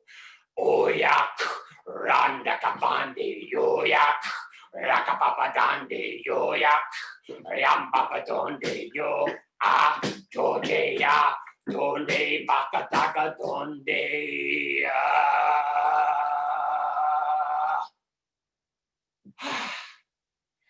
Yes, generations that has been taught to me.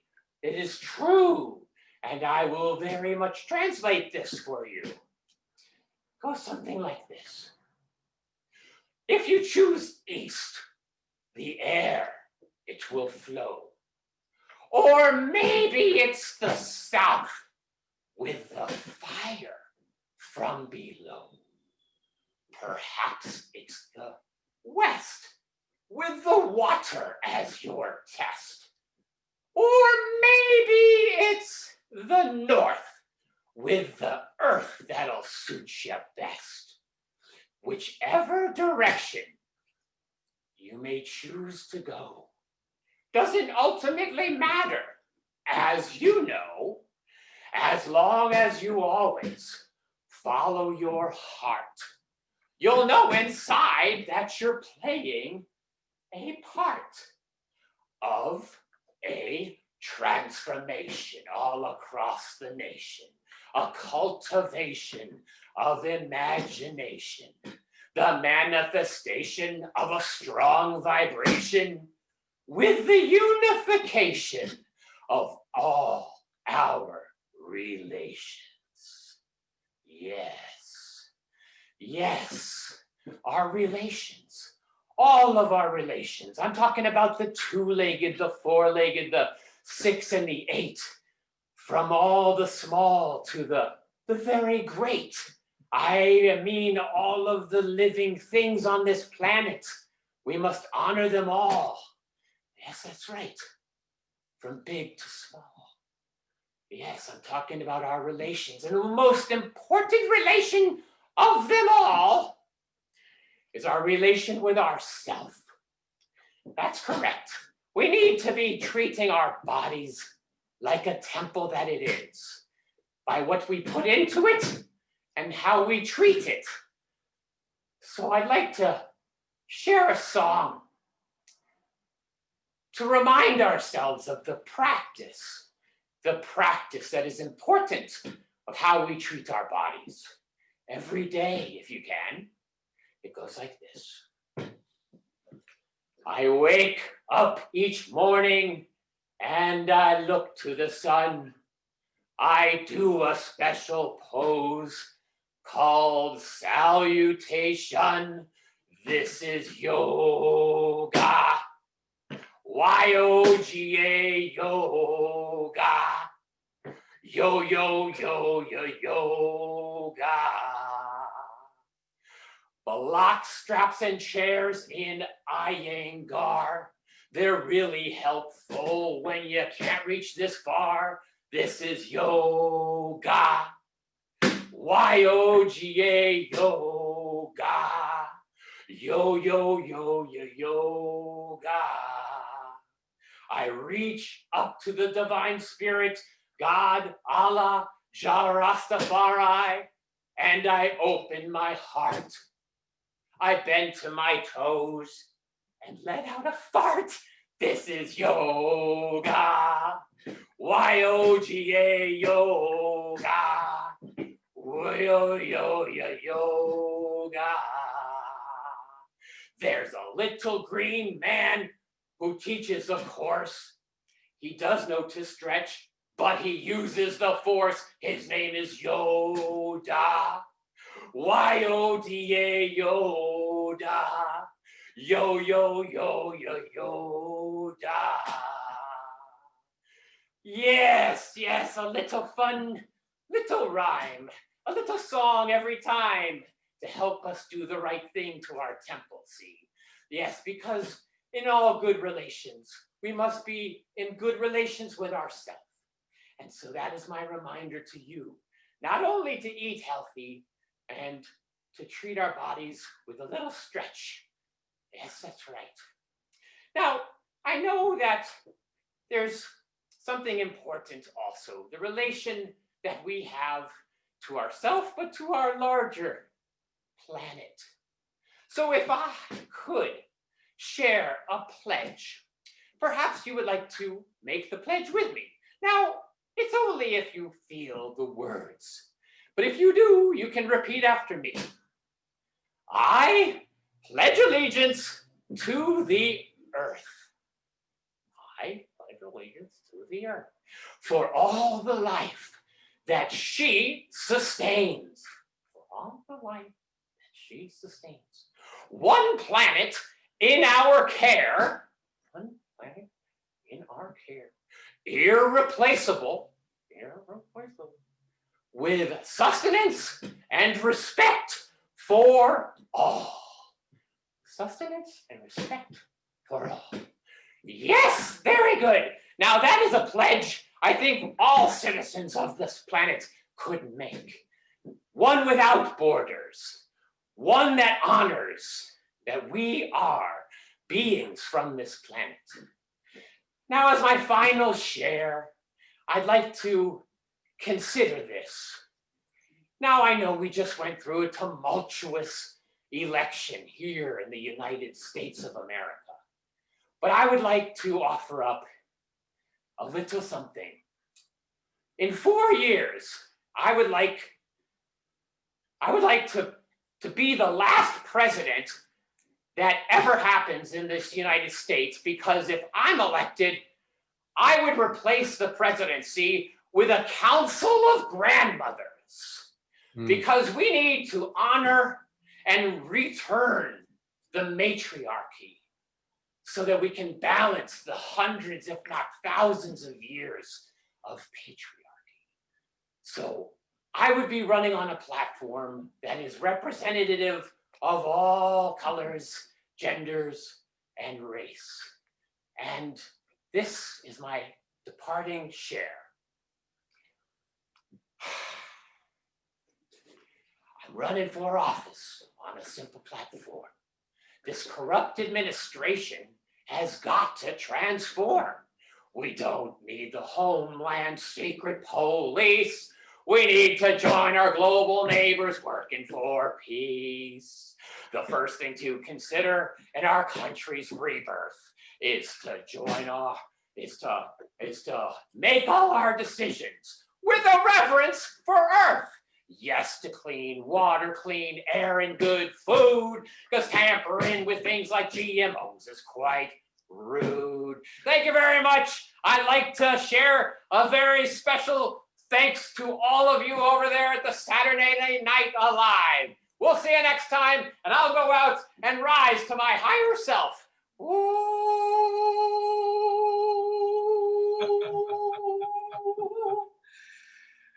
You never know what you're going to see on Saturday Night Alive. It just never know, do you? Well, you know, rumor has it that our little friend that we just saw does have a connection to someone. And so we want to honor that connection. And let me pull it back up. I had it here. Yes, it is connected. He's connected to Puppetplex. And so here's the website for Puppetplex. See, it's taking me a moment to get it now. All that technical stuff. Puppetplex and Jonathan Yout. And we want to thank Jonathan and Puppetplex for that. Very unique. We've never quite had anything like that on Saturday Night Live before.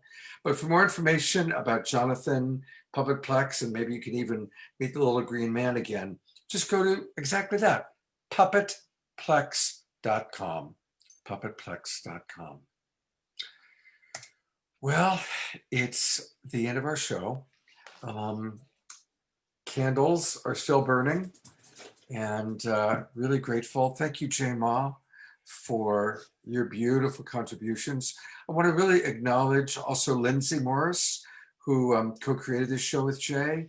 I'm going to bring, there's our beloved Jerry back with us, and our executive producer, Jay Mayer, and our multicultural friends that are doing the amazing work of building kitchens and clinics. And just thank you, everybody. Jonathan, we might even get an appearance by Jonathan. There he is. Hey, Jonathan, thank you so much. And most of all, thank you, everybody, for watching. Thank you for your donations to Mystic Monastery. Please join Jerry and I tomorrow morning on the Sacred Sunday show. And we'll look forward to seeing you next week, next Saturday night, for our Indigenous elders. Thank you, everybody. Peace, and have a beautiful weekend. Good night.